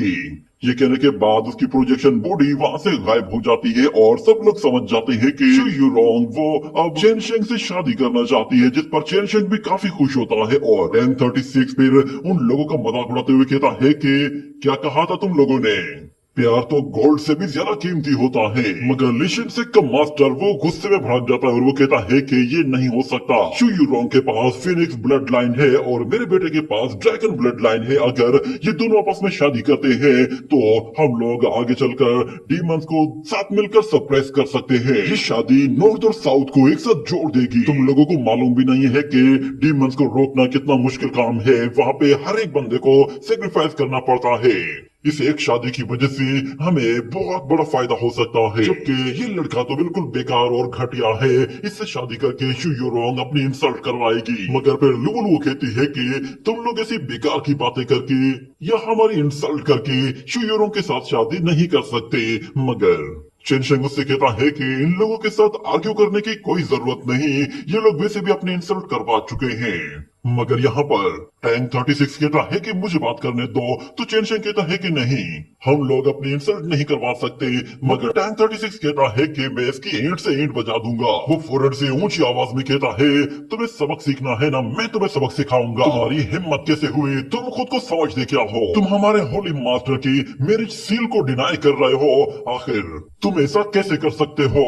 वो हमारे सिख का एक होली मास्टर है और उसकी सील को डिनाई करना यानी कि मेरी जू फैमिली के मास्टर की इंसल्ट करना है। मगर लीशन सेक का मास्टर कहता है कि हम लोग सिर्फ डीमंस को रोकना चाहते हैं। मगर टैंक 36 कहता है कि शू फैमिली कभी भी डीमंस को रोकने के लिए फ्रंट लाइन पर नहीं गई, ना ही वो कभी जाएगी। और तुम्हें लगता है कि इस शादी से नॉर्थ और साउथ एक साथ जुड़ जाएंगे? ऐसा कभी भी नहीं होगा। ये सुनकर वो मास्टर कहता है ये लड़का एक अड़ियल किस्म का लड़का है। तो फिर टैंक 36 कहता है कि तुम भी पागल और सन की बुड्ढे हो। तुम्हें लगता है कि तुम एक राइटियस मास्टर हो, मगर तुम यहाँ पर एक विलन बन चुके हो। ऊपर से तुम्हें तो जरा सी शर्म भी नहीं आ रही। ये बात तो लीशन सेक के मास्टर को चौंका देती है। वो कहता है कि आखिर इसकी हिम्मत तो देखो, ये मेरे लीशन सेक के बारे में ऐसी बातें कर रहा है। मगर टैंक 36 फिर चेनशिंग से कहता है कि बताओ कैसा दिया? तो लुवो इशारा करके कहती है जबरदस्त, मगर लिशिन से का मास्टर अपनी बेइज्जती बर्दाश्त नहीं कर पाता और वो गुस्से में उन लोगों से कहता है कि मैं आज अगर तुम लोगों को यहाँ से जाने दूं तो मैं एक बाप का हूँ ही नहीं। जिसके बाद वो अपनी पावर्स को एक्टिवेट करता है और उन लोगों को मारने के लिए एक बहुत ही खतरनाक अटैक करने वाला होता है, जो है वो एक बड़ी सी स्वॉर्ड को उन लोगों की तरफ थ्रो कर देता है। ये अटैक इतना पावरफुल होता है कि यहाँ पर वो तीनों के तीनों डिसाइपल्स बिल्कुल हैरान खड़े हुए होते हैं। उन्हें आइडिया ही नहीं था कि वो लोग इस अटैक को कैसे रोकेंगे, मगर अचानक से एक वॉरियर आता है और वो एक पंच के साथ उस जायंट स्वॉर्ड के टुकड़े टुकड़े कर देता है और साथ में लिशन से के मास्टर को भी उठाकर दूर फेंक देता है। और वहाँ मौजूद लोग जब ये देखते हैं तो वो लोग बिल्कुल हैरान हो जाते हैं, क्योंकि वो बंदा जो कि उस स्वॉर्ड को आकर डिस्ट्रॉय करता है वो कोई और नहीं बल्कि वो एक हेवनली जनरल जिनयू होता है। ये 4 हेवनली जनरल्स का लीडर भी है। मगर वो लोग कहते हैं कि ये तो वाइडी सिटी में एम्परर के साथ हुआ करता था, ये यहाँ पे क्या कर रहा है, आखिर यहाँ पे चल क्या रहा है, ये जनरल यहाँ पे कैसे आ गया और ये इन लोगों का साथ क्यों दे रहा है। और मिस मोयू कहती है अगर जिनयू यहाँ पे है तो इसका मतलब है ये लड़की जरूर ये एक प्रिंसेस है। सब लोग लुवो की तरफ देख रहे होते हैं तो लुवो कहती है मास्टर मुझे माफ करना, मैंने अपनी आइडेंटिटी छुपा कर रखी थी, पर अब आप सब कुछ मुझ पर छोड़ दें। ये कहने के बाद वो अपनी ट्रू आइडेंटिटी सबको रिवील करती है और कहती है कि मेरा नाम बाई है और मैं बाइटी फैमिली की प्रिंसेस हूँ। उसे वहाँ पर इस तरह देखकर सब लोग खड़े हो जाते हैं और लुवो सबको बताती है कि और मेरी मदर वो बाइटी टेक की एक ग्रेट प्रिंसेस है और मेरे फादर का नाम बाई शिनयू है। उसका नाम सुनने के बाद सब लोग बिल्कुल झुक कर उसके आगे ग्रीट करते हैं और किसी की हिम्मत नहीं होती कि कोई उसके सामने कुछ बोल पाए। यहाँ तक कि वहाँ मौजूद शूयूरों के फादर को भी उसके आगे झुकना पड़ जाता है। और यहाँ पर लुवो वो सब लोगों से बताती है कि मेरी फैमिली अब सिर्फ चेनशेंग है और वही मेरा मास्टर भी है। वो चेनशेंग को इशारा करती है कि अब मैं सब कुछ हैंडल करती हूँ। जिसके बाद वो उन लोगों से कहती है कि तुम लोग राइटियसनेस की बात करते हो ना, तुम लोग भूल गए हो कि मेरी फैमिली ने नॉर्दर्न डीमन रेस को हराने के लिए अपने सेक को कितना हद तक फैलाया है। हम लोगों ने न जाने कितनी ही विक्ट्रीज हासिल की हैं, वो भी डीमंस को पीछे सप्रेस करके और उन्हें अपनी टेरिटरी से निकाल कर। और सिर्फ हमारी डीमन रेस और ह्यूमन रेस ही वो रेस है जो कि मॉन्स्टर से हमेशा साइड बाय साइड ही आ रही है। तुम्हें अंदाजा भी नहीं होगा कि 1.8 मिलियन सोल्जर्स ने नॉर्दर्न टेरिटरी में अपना खून बहाया है। नॉर्दर्न डीमंस और ह्यूमंस वो हमेशा एक साथ मिलकर काम करते आ रहे हैं और हमेशा से मॉन्स्टर्स को पीछे धकेलते आ रहे हैं। हमारा एक इटरनल अलायंस है जिसके जरिए हम लोग पूरी दुनिया पर राज कर सकते हैं। अगर आप लोग यहाँ पर राइटियसनेस की बात कर रहे हैं तो मैं आपको बता दूं यहाँ पर राइटियसनेस सिर्फ और सिर्फ हम लोग हैं। तुम लोग सिर्फ और सिर्फ अपनी राइटियसनेस को मेरे मास्टर के खिलाफ यूज कर सकते हो और कुछ भी नहीं कर सकते। क्या मैं तुम लोगों से पूछ सकती हूँ कि मेरी फैमिली क्या वो क्यानजुन की फैमिली से ग्रेट नहीं है? अगर शूयूरोंग वो मेरे मास्टर चेनशिंग के साथ शादी करती है तो इससे नॉर्थ और साउथ इकट्ठे हो ही जाएंगे। मगर तुम लोग तो यहाँ पे राइटियसनेस के नाम पर उस शूरोंग को फोर्स कर रहे हो कि वो क्यूशन के साथ शादी कर ले। कितनी शर्म की बात है, तुम लोग किसी की मंगेतर की शादी किसी के साथ जबरदस्ती करवा रहे हो। मुझे तो ऐसा लगता है कि शायद लिशिन सेक का मास्टर वो कोई डीमन जासूस है। सुनकर लिशिन सेक के मास्टर को भी एक झटका सा लगता है। वो उनके सामने कुछ भी नहीं बोल पाता, यहाँ तक कि लुवो वो अपने मास्टर से कहती है कि अब हमें यहाँ से चलना चाहिए। ये कहने के बाद वो लोग वहाँ से चले जाते हैं और टैंक 36 के जो अपने फेलो डिसाइपल्स होते हैं वो उससे कहते हैं कि तुमने ये क्या हरकत की है, फौरन से माफी मांगो वरना तुम्हें अपने सेट से निकाल दिया जाएगा। तो टैंक 36 कहता है मुझे ऐसे सेट में रहना भी नहीं है जो कि मुझे बात करने की इजाजत तक नहीं देता। ये कहने के बाद वो अपना सेट का टोकन फेंक कर वहां से चला जाता है और अपनी हेवनली डाउ अकेडमी को हमेशा के लिए अलविदा कह देता है। जिसके बाद उसका साथी कहता है कि अगर तुमने हेवनली डाउ अकेडमी को छोड़ दिया तो तुम ग्रेड एग्जामिनेशन में पार्टिसिपेट नहीं कर पाओगे। और फिर हमें यहाँ पर लुवो की आवाज सुनाई देती है। वो कहती है कि उस टाइम पे किसी को ये बात समझ में नहीं आ रही थी कि नेशनल अकेडमी का मास्टर और उसके डिसाइपल आखिर ऐसी हरकतें क्यों कर रहे हैं, मगर वो अब जो कुछ भी कर रहे हैं वो हिस्ट्री को चेंज करने वाले हैं। और यहाँ पर चेनशिंग वो टैंक 36 से कहता है कि नेशनल अकेडमी वो ग्रैंड एग्जामिनेशन के लिए क्वालिफाई कर सकती है। तो टैंक 36 कहता है ऐसा है तो फिर मैं भी तुम्हारी नेशनल अकेडमी का हिस्सा हूँ। जिस पर लुवो बहुत खुश होती है कि फाइनली अब हम लोग 4 हो गए हैं। मगर दूसरी तरफ हमें दिखाया जाता है कि लिशन से के वो डिसाइपल्स वो उन लोगों के पास आते हैं और कहते हैं कि हम लोगों ने सुना है कि तुम लोगों ने नेशनल एकेडमी को दोबारा से ओपन किया है। हम लोग देखना चाहते हैं कि आखिर तुम्हारी नेशनल एकेडमी में कितना दम है। बदकिस्मती से हम लोग ग्रीन फीस्ट को अटेंड नहीं कर पाए थे, मगर आज रात हम लोग थर्ड नाइट पर ये सब कुछ देखना चाहेंगे। मैं अपने लिशन सेक की तरफ से नेशनल एकेडमी को इनवाइट कर रहा हूँ कि हमारे साथ दो दो हाथ करके एक मुकाबला करके देख ले। ये सुनते ही टैंक 36 कहता है कि तुम्हें क्या लगता है कि तुम इतने प्यार से बुलाओगे और हमसे बदला लेना चाहोगे तो हम बेवकूफ बन जाएंगे। तो वो डिसाइपल कहता है कि हाँ, तुम लोगों ने मेरे सेक्ट की इंसल्ट की है और एक डिसाइपल होने के नाते मैं अपने सेक्ट की इज्जत को वापस लाना चाहता हूँ और उसके लिए मैं तुम लोगों के साथ फाइट करना चाहता हूँ। मगर यहाँ पर चेनशिंग कहता है कि आखिर तुम लोग ये सब क्यों करना चाहते हो। तो वो लड़का बताता है कि मैंने सुना है कि तुम अपने मेरो क्लींजिंग रिफाइनमेंट में फेल हो गए थे, इसीलिए मैंने सोचा कि एक मार्शल आर्ट कंपटीशन बहुत ही अच्छी चॉइस है। इससे अंदाजा हो जाएगा कि तुम एक डिजर्विंग हस्बैंड हो सकते हो या नहीं। हमारी तरफ से दो दो वॉरियर्स फाइट करने के लिए आएंगे और हम पीछे खड़े होकर उन्हें कमांड करेंगे। क्या कहते हो इसके बारे में? मगर यहाँ पर टैंक 36 कहता है कि मैंने इस लड़की के बारे में सुना है, इसने 3000 डाउस स्क्रिप्चर को पढ़ रखा है। इसके साथ फाइट करना यानी कि अपनी मौत को दावत देना है। मगर चेनशिंग कहता है ये कंपटीशन काफी इंटरेस्टिंग होगा, इसे अभी के अभी शुरू करते हैं। ये सुनने के बाद लुओन वो कहती है कि मास्टर मुझे जरा पहले जाने दीजिए, मुझे फिर बाद में किसी और काम के लिए भी जाना है। मगर टैंक 36 कहता है कि नहीं, मैं सबसे पहले जाऊंगा क्योंकि मैं यहाँ पे नया आया हूँ। ये कहने के बाद वो चेनशिंग के कान में कहता है कि तुम्हें पता भी है ना कि ये तीनों ही वॉरियर्स अज़ूरा रैंकिंग की टॉप लिस्ट में आते हैं। यहाँ तक कि इनमें जो सबसे ज्यादा वीक लड़की है वो भी 11वें नंबर पर आती है। इनके कंपैरिजन में अगर देखा जाए तो हम लोग इनके मुकाबले के बिल्कुल भी नहीं है, हम लोग बुरी तरह से पिट जाएंगे। तो चेनशिंग कहता है बस तुम सिर्फ मेरी कमांड को फॉलो करना। ये सुनते ही टैंक 36 कहता है अरे वाह, तुम तो अभी से ही एक मास्टर की तरह बोलने लगे हो। और दूसरी तरफ से हमें दिखाया जाता है कि लिशन सेक की तरफ से एक लड़की आती है और उसके हाथ में एक जायंट सोर्ड होती है। और इतने में वहां पर ग्रैंड एल्डर बाकी मास्टर्स के साथ भी आ जाता है और वो कहता है कि ठीक है, अगर तुम बच्चे इस तरह ही डिसाइड करना चाहते हो तो फिर ये फैसला तो एक ही मैच में डिसाइड हो जाएगा। ये कहने के साथ हमें दिखाया जाता है कि वहां पर उन दोनों के बीच में कंपटीशन शुरू होने वाला होता है और टैंक 36 वो लड़ने के लिए फौरन से अपनी सोर्ड निकाल लेता है और हमें बताया जाता है कि वो अब 11th रैंकिंग की वॉरियर के साथ फाइट करेगा, जो कि तकरीबन उसके लिए इम्पॉसिबल है। मगर सब लोग इस हिस्टोरिकल मैच को देखना चाहते थे क्योंकि दोनों की रैंकिंग के बीच में जमीन और आसमान का फर्क था। यहाँ पर हम लोग चेनशिंग को देखते हैं, वो भी सेम उसी तरह ही अपनी आंखें बंद करता है जैसे कि लिशन का एल्डर सन करता है। दोनों ही अपनी आंखें बंद करके अपने माइंड के जरिए एक गेम खेलते हैं। सबसे पहले चेनशिंग अपनी चाल चलता है और वो वाटर सोर्ड टेक्निक को यूज करवाने का कहता है। तो यहाँ पर वो दूसरा वॉरियर अपनी सिस्टर से माउंटेन क्लाउड राइज टेक्निक को यूज करने का कहता है। इस तरह वो दोनों ही डिफरेंट टेक्निक यूज करके एक दूसरे को पुश करने की कोशिश करते हैं। इस तरह हमें दिखाया जाता है कि टैंक 36 को पहले अटैक में थोड़ा सा प्रेशर फील होता है, जिस पर वो कहता है कि इसकी आयरन स्वॉर्ड बहुत ही हार्ड है।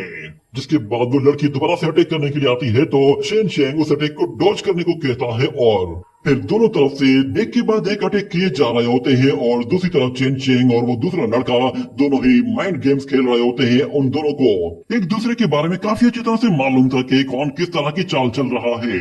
दोनों ने ही 3000 डाउस स्क्रिप्चर को रीड किया हुआ था और यहाँ पर हमें दिखाया जाता है कि वो लड़की एक बहुत ही पावरफुल विंड टोर्नेडो यूज करती है, जिससे वो टैंक 36 को अपने करीब तक नहीं आने देती।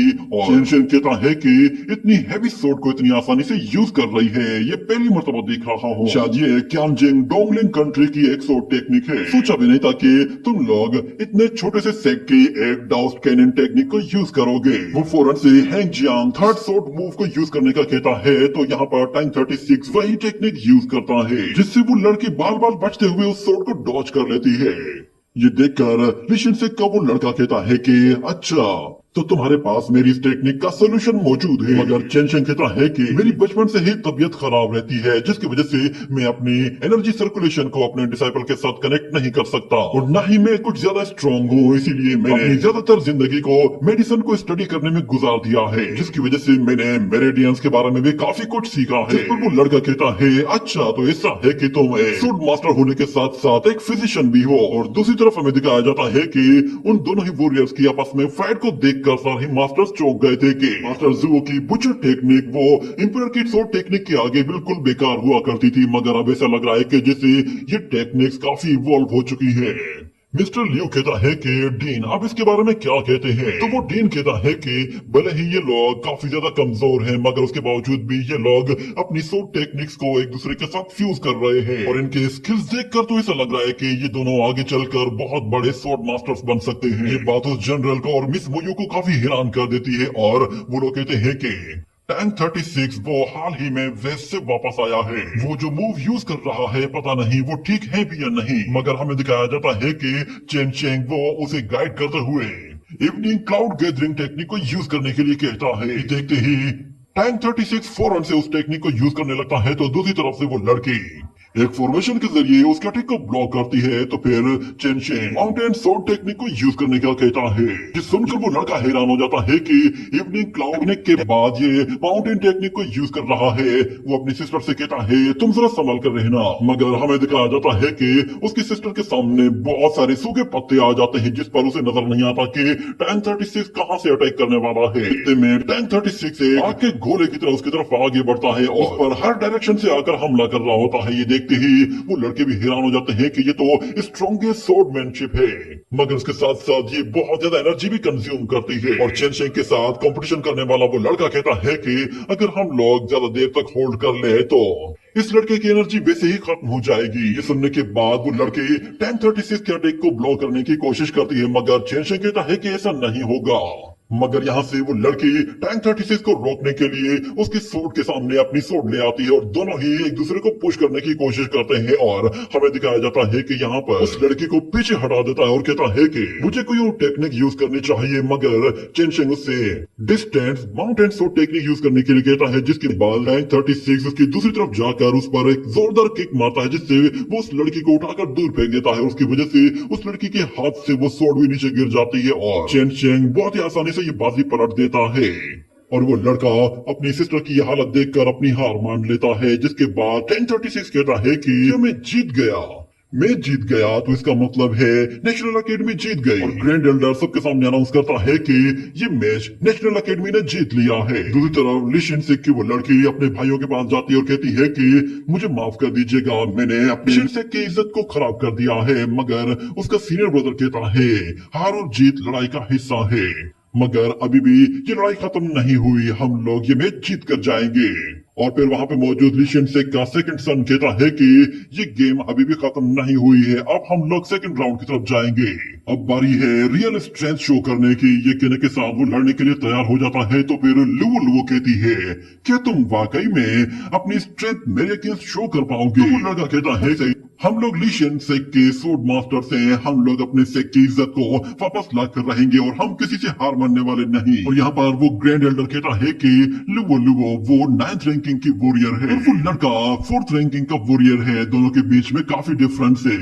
और टैंक 36 कहता है कि इस लड़की को सोर्ड टेक्निक बताने की जरूरत ही नहीं, क्योंकि ये बाई फैमिली से बिलोंग करती है तो इसके पास खुद की अपनी बहुत सारी सोर्ड टेक्निक्स है। और यहाँ पर लुवो लुवो कहती है कि मैं तुम लोगों को 7 डिवाइन एबिलिटीज में से अपनी एक डिवाइन एबिलिटी शो कर देती हूँ।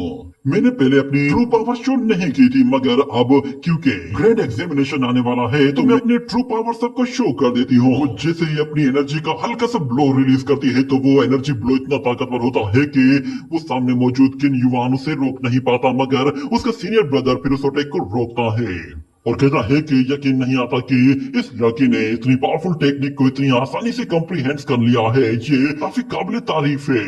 और लुवो लुवो कहती है मुझे यकीन नहीं आ रहा ब्रदर, आप तो टोंग्यो रियलम में हैं। मगर दूसरी तरफ वो ब्रदर कहता है कि लुवो अपने नए मास्टर के अंडर में काफी ज्यादा प्रोग्रेस हासिल कर ली है, जिसका मतलब ये है कि चेंग चेंग एक नया डीन बनने के लायक है और वो इसे डिजर्व करता है। ये कहने के बाद वो अपने ब्रदर्स एंड सिस्टर्स को लेकर फौरन से वहां से चला जाता है। और यहाँ पर चेंग चेंग कहता है कि इस लड़के ने प्रोफाउंड रियलम को अचीव कर लिया था, मगर उसके बावजूद भी इसने इस लड़ाई में कोई भी छेड़खानी करने की कोशिश नहीं की, जिसका मतलब ये है कि ये लड़का अच्छे नेचर का लड़का है। मगर यहाँ पर टैंक 36 कहता है कि तुम क्या सोच रहे हो? तुम्हें क्या लगता है कि ये लड़ाई कितनी शानदार थी? आज रात तो हम लोग इस जीत की खुशी में पार्टी करेंगे। इतने में हमें दिखाया जाता है उनका वो चौथा साथी भी वहाँ पर आ जाता है और वो कहता है कि मुझे बताओ कौन लड़ने के लिए आया है। मुझे पता चला कि यहाँ पे लड़ाई हो रही है, मुझे बस उसका नाम बताओ, मैं उसकी हड्डी पसली तोड़ दूंगा। मगर वो लोग उसे इस तरह देखकर उस पर हंसना शुरू कर देते हैं क्योंकि लड़ाई खत्म हो चुकी थी और वो बिल्कुल आखिर में आया था। और एक सीनियर दूर खड़ा होकर उन्हें डांटते हुए कहता है, तुम लोग जानते भी हो तुमने क्या हरकत की है, तुम लोगों को इसके लिए सजा मिल सकती है। मगर चेन शेंग वो अपने डिसाइपल्स को लेकर वहां से चला जाता है और उस बंदे को इग्नोर कर देते हैं जिससे कि वो उनके लिए कोई मायने नहीं रखता। और अगले सीन में हमें दिखाया जाता है कि वो लोग अपनी जीत को सेलिब्रेट करने के लिए एक जगह बैठे हुए होते हैं और साथ में वहां पर काफी ज्यादा आतिशबाजी भी हो रही होती है। और वो लोग चेन शेंग से कहते हैं, बताओ अब आगे का प्लान क्या है? तो वो डीमन वॉरियर कहता है, मुझे पता है मास्टर क्या चाहते हैं। मास्टर आगे चलकर टॉप 10 डिसाइपल्स में अपनी जगह बनाना चाहते हैं। ये सुनकर चेन शेंग कहता है, मैंने अपना माइंड चेंज कर लिया है, मैं टॉप 10 डिसाइपल्स को हराकर अपनी जगह बनाऊंगा। ये कहने के साथ ये सीन यहीं पे ही कट हो जाता है। अगले सीन में हमें दिखाया जाता है कि जू डायनेस्टी का वो यंग मास्टर काफी ज्यादा गुस्से में होता है और कहता है कि आखिर ये कैसे हो गया? वो चेन शेंग इतनी आसानी से कैसे जीत सकता है? मैं इसे बर्दाश्त नहीं कर सकता। ये कहने के बाद वो अपने सामने मौजूद एक बेबस औरत को देखता है और वो उससे कहता है कि चलो आज मैं तुमसे ही शुरुआत करता हूँ, आज मैं तुम्हें मारूंगा, मैं तुम्हारी जिंदा चमड़ी उधेड़ूंगा और उसके बाद में चेन शेंग को भी खत्म कर दूंगा। इतना कहने के बाद अचानक वहां पे एक और वॉरियर की एंट्री होती है। उसे देखकर जू डायनेस्टी के यंग मास्टर भी डर जाता है और वो कहता है कि ब्रदर तुम तो वेस्टर्न बैटलफील्ड में गए हुए थे, तुम कब वापस आए? उसका ब्रदर वहां पर आकर कहता है कि यकीन नहीं आता, मेरे जाने के बाद तुमने जू डायनेस्टी का नाम मिट्टी में मिला दिया है। मैं ये किसी सूरत बर्दाश्त नहीं कर सकता कि कोई आउटसाइडर आए और मेरी जू फैमिली की इंसल्ट करे। ये कहने के बाद वो वहां से जाते हुए अपना स्पीयर अपने ब्रदर के शोल्डर पर मारते हुए कहता है कि अब तुम चुपचाप यहाँ पर बैठे रहना और बाहर आने की कोई जरूरत नहीं। अपनी जू फैमिली की इंसल्ट का बदला तो मैं खुद जाकर लूंगा और मैं देखता हूँ कि कौन उस नेशनल अकेडमी को खोलता है। ये कहने के बाद जब वो बाहर जाता है तो बाहर उसकी आर्मी खड़ी हुई होती है जिसके साथ वो कहता है कि चलो आज हम लोग नेशनल अकेडमी के उस नए मास्टर की ऐसी की तैसी कर देंगे। ये कहने के साथ ही ये एपिसोड यहीं पे ही एंड हो जाता है। तो जैसा कि लास्ट एपिसोड में हम लोगों ने देखा था कि चेन शेंग वो शू यूरोंग की शादी को रोकने के लिए पहुंच गया था, मगर ली शिनसेक का मास्टर वो इस बात को बर्दाश्त नहीं कर पाता कि उनकी इतने लोगों के सामने बेइज्जती की गई है। वो फौरन से चेन शेंग को मारने की कोशिश करता है, मगर हमें दिखाया जाता है कि वहां पर फौरन से जिन्यू अपीयर होता है जिस पर सब लोग हैरान हो गए थे। मगर वो लोग फिर देखते हैं कि अगर जिन्यू यहाँ पर है तो फिर यहाँ पर प्रिंसेस भी होनी चाहिए। तो फिर लुओ सब लोगों को दिखाती है कि वो असल में एक प्रिंसेस है। जिसके बाद लुओ फिर वहाँ पर सबकी बैंड बजा कर रख देती है और बहुत ही आसानी से इस शादी को भी कैंसिल करवा देती है। उसके बाद हम लोगों ने देखा था कि ली शिनसेक के लोग वो चेन शेंग से अपना बदला लेना चाहते थे क्योंकि उन लोगों के सेक्ट की बेइज्जती हुई थी और वो उसे बिल्कुल भी बर्दाश्त नहीं कर सकते। जिसके बाद उन लोगों के बीच में एक छोटा सा कॉम्पिटिशन होता है जिसमें दोनों तरफ से दो वॉरियर्स फाइट करते हैं और ताकि उनके सीनियर्स उन्हें पीछे खड़े होकर गाइड करते हैं। और यहाँ पर भी चेन शेंग बाजी ले जाता है और वो ली शिनसेक के उस वॉरियर को हरा देता है। जिसके बाद अगले एपिसोड में हमें दिखाया जाता है कि बहुत सारे एल्डर्स वो लुओ और उसके फादर के पास आते हैं। जिसके बाद लुओ कहती है कि क्या हमारा यहाँ से जाना वाकई में बहुत जरूरी है? तो ग्रैंड मास्टर कहता है कि तुम बेफिक्र हो जाओ, यही सबसे बेस्ट ऑप्शन है। लुओ वो अपने मास्टर को छोड़कर जाना तो नहीं चाहती थी पर ना चाहते हुए भी उसे वहाँ से जाना पड़ता है। अगले सीन में हमें दोबारा से चेन शेंग को दिखाया जाता है। वो अभी बैठकर चाय पी रहा होता है। इतने में शुआन युन वहाँ पर भागता हुआ आता है और कहता है कि डीन आपको पता चला है कि बाहर एक फॉर्चून टेलर वो सब लोगों को ये बता रहा है कि प्रिंसेस लुओ को आज सुबह ही यहाँ से कहीं और शिफ्ट कर दिया गया है। ये सुनकर चेन शेंग कहता है कि सोचा नहीं था कि हम लोग इतनी जल्दी अलग हो जाएंगे, मगर क्योंकि उस लड़की ने अपनी ट्रू आइडेंटिटी सबको रिवील कर दी थी तो इसीलिए उसका अब यहाँ पर रहना बिल्कुल भी सेफ नहीं था। उसे अब यहाँ पे सबसे ज्यादा खतरा था। मगर हमें दिखाया जाता है टाइम 36 वो भी वहीं पे ही होता है और वो कहता है कि तुम लोग नहीं जानते ये सारी हरकत टियान हाई फैमिली की है। वो लोग जानते हैं कि अगर लुवोलुओ यहाँ पर रहेगी तो वो लोग चेनशिन का कुछ भी नहीं बिगाड़ पाएंगे, और अगर वो यहाँ से चली जाती है तो फिर चेनशिन से बदला लेना उनके लिए बिल्कुल आसान है, क्योंकि बीच में कोई भी रुकावट नहीं होगी। इतने में चेनशिन वो वहाँ पे पड़े हुए कप की तरफ देखता है। वो कप हिलने लगा था, जिस पर वो लोग थोड़ा सा हैरान होते हैं। बाहर हमें दिखाया जाता है कि टियान हाई फैमिली का वो एल्डर सन अपनी पूरी आर्मी लेकर उन लोगों की तरफ आ रहा होता है, जिस पर वहाँ मौजूद लोग काफी ज्यादा डर जाते हैं। और एक बच्चा तो घोड़ों के नीचे आने वाला होता है, मगर उसका बाप सही टाइम पे उसे वहाँ से बचाकर हटा देता है। और वो लोग देखते हैं कि ये तो सिल्वर आर्मर लोंगशो आर्मी है, मगर ये सीधा नेशनल अकेडमी की तरफ क्यों जा रही है। यहाँ पर चेनशिंग भी बाहर निकल कर आ जाता है। उसे पता था कि बाहर कोई ना कोई उसे लड़ने के लिए आया है। वो अपने डिसाइपल्स से कहता है कि बाहर जो भी शख्स मौजूद है वो काफी इविल इंटेंशंस के साथ यहाँ पर आया है। हो सकता है कि यहाँ पे थोड़ी बहुत फाइट हो। इतना कहने की देर थी कि अचानक से एक घोड़ा वो दरवाजे को तोड़ते हुए अंदर आ जाता है और उसकी पूरी बॉडी में आग लगी हुई होती है। ये देखते ही श्वान युन फौरन से आगे आता है और वो अपनी डिमोनिक पावर के जरिए उस घोड़े को रोकने की कोशिश करता है। वो घोड़ा उसे थोड़ा सा पीछे पुश कर लेता है, मगर उसके बावजूद भी श्वान युन उसे पकड़कर उसको जोर से जमीन पर पछाड़ देता है, मगर उसकी बॉडी अभी भी जल रही थी। तो ये देखते ही टैंक 36 वो अपनी स्वॉर्ड के जरिए फायर एट्रीब्यूट पावर को यूज करके उसकी आग बुझा देता है, जिसके बाद वो घोड़ा थोड़ा सा सुकून में आ जाता है। मगर इतने ज्यादा टॉर्चर की वजह से वो वहीं पे ही दम तोड़ देता है, क्योंकि वो काफी टाइम से उस आग को बर्दाश्त कर रहा था।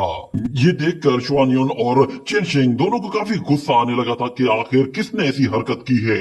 इतने में यहाँ पर लोंगशू वो अपनी आर्मी के साथ आता है, तो उनके वहां पर आते ही श्वान युन उन लोगों से कहता है कि तुम लोग अकेडमी का दरवाजा खोलकर भी अंदर आ सकते थे। अगर तुम्हें तोड़ना था तो तुम एक पत्थर मारकर भी उसे तोड़ सकते थे। आखिर इस घोड़े को जलाने की क्या जरूरत थी। और चेनशिंग भी उन लोगों से कहता है कि ग्रेट जू डायनेस्टी के हिसाब से अगर कोई भी शख्स मिलिट्री हॉर्स को जलाता है तो उसे बहुत ही सख्त सजा दी जाती है। मगर वहाँ पर टियान हाई फैमिली का वो एल्डर सन आता है और वो कहता है कि ग्रेट जू डायनेस्टी का हमारे साथ क्या लेना देना।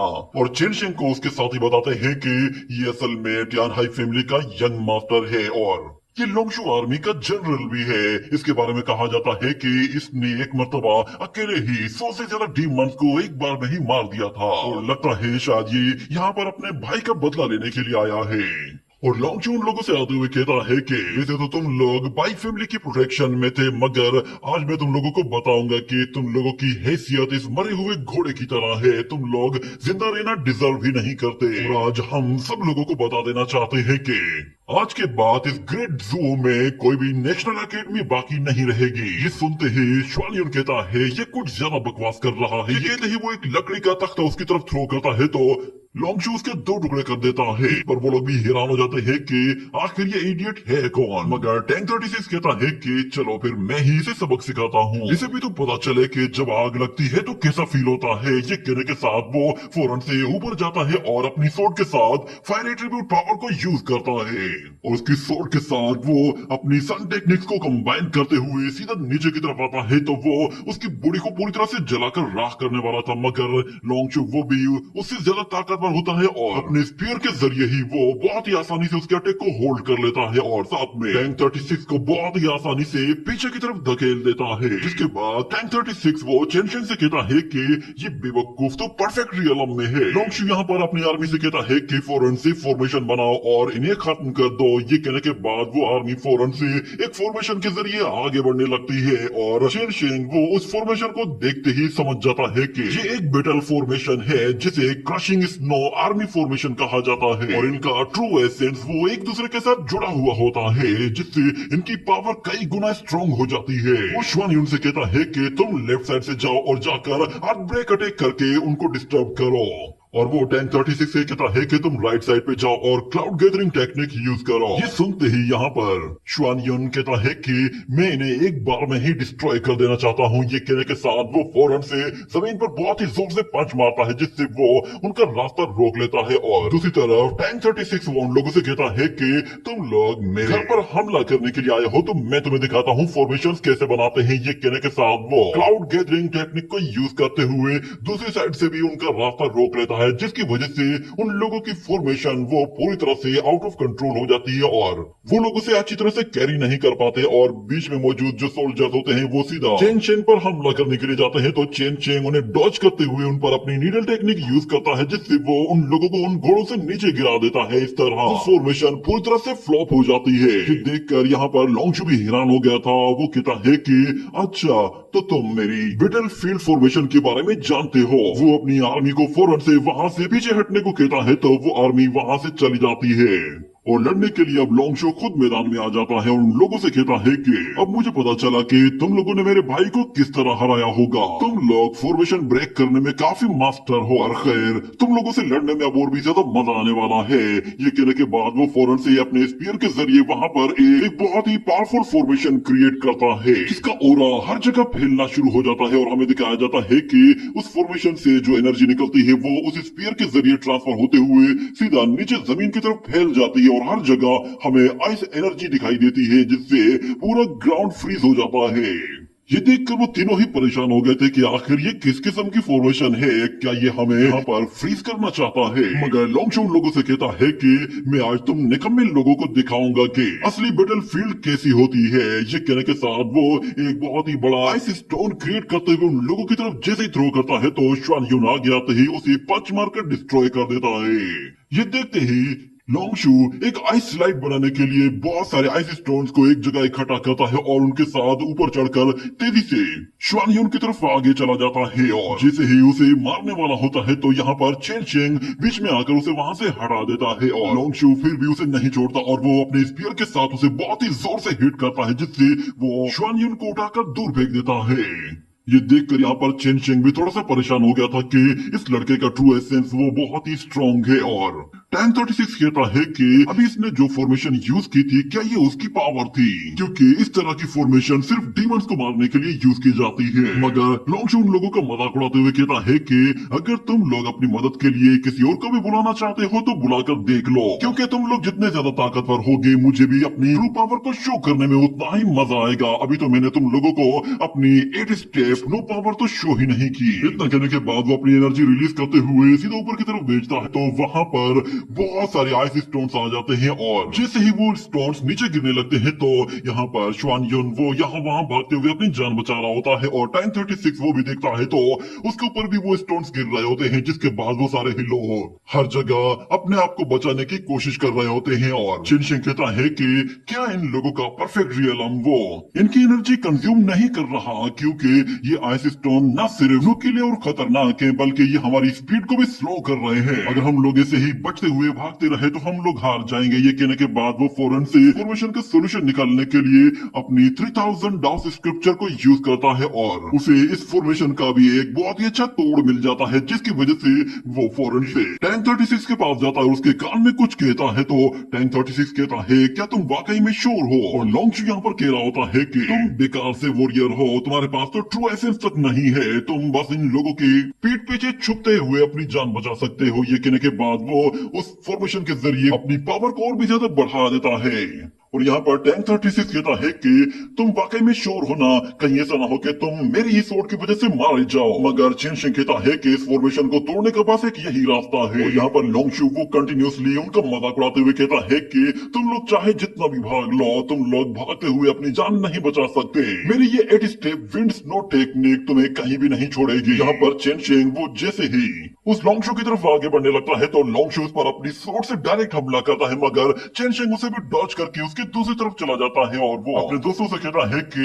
यही सही टाइम है। ये कहने के बाद वो श्वानह्युन के पास जाता है और उसे खुद को पुश करने के लिए कहता है तो श्वानह्युन उसे बहुत ही जोर से पुश करते हुए तेजी से ऊपर की तरफ उछालता है। तो दूसरी तरफ टैंक 36 वो एक बहुत ही पावरफुल फायर अटैक रिलीज करते ही सीधा चिनशिंग को हिट करता है, जिससे लोंगशू को लगा कि ये लोग पागल हो गए हैं। अपने आप को बचाने के लिए ये लोग फायर एनर्जी का अटैक करके मेरी स्नो टेक्निक से बचना चाहते हैं, मगर इस तरह तो इनकी अपनी ही बॉडी जलकर राख हो जाएगी।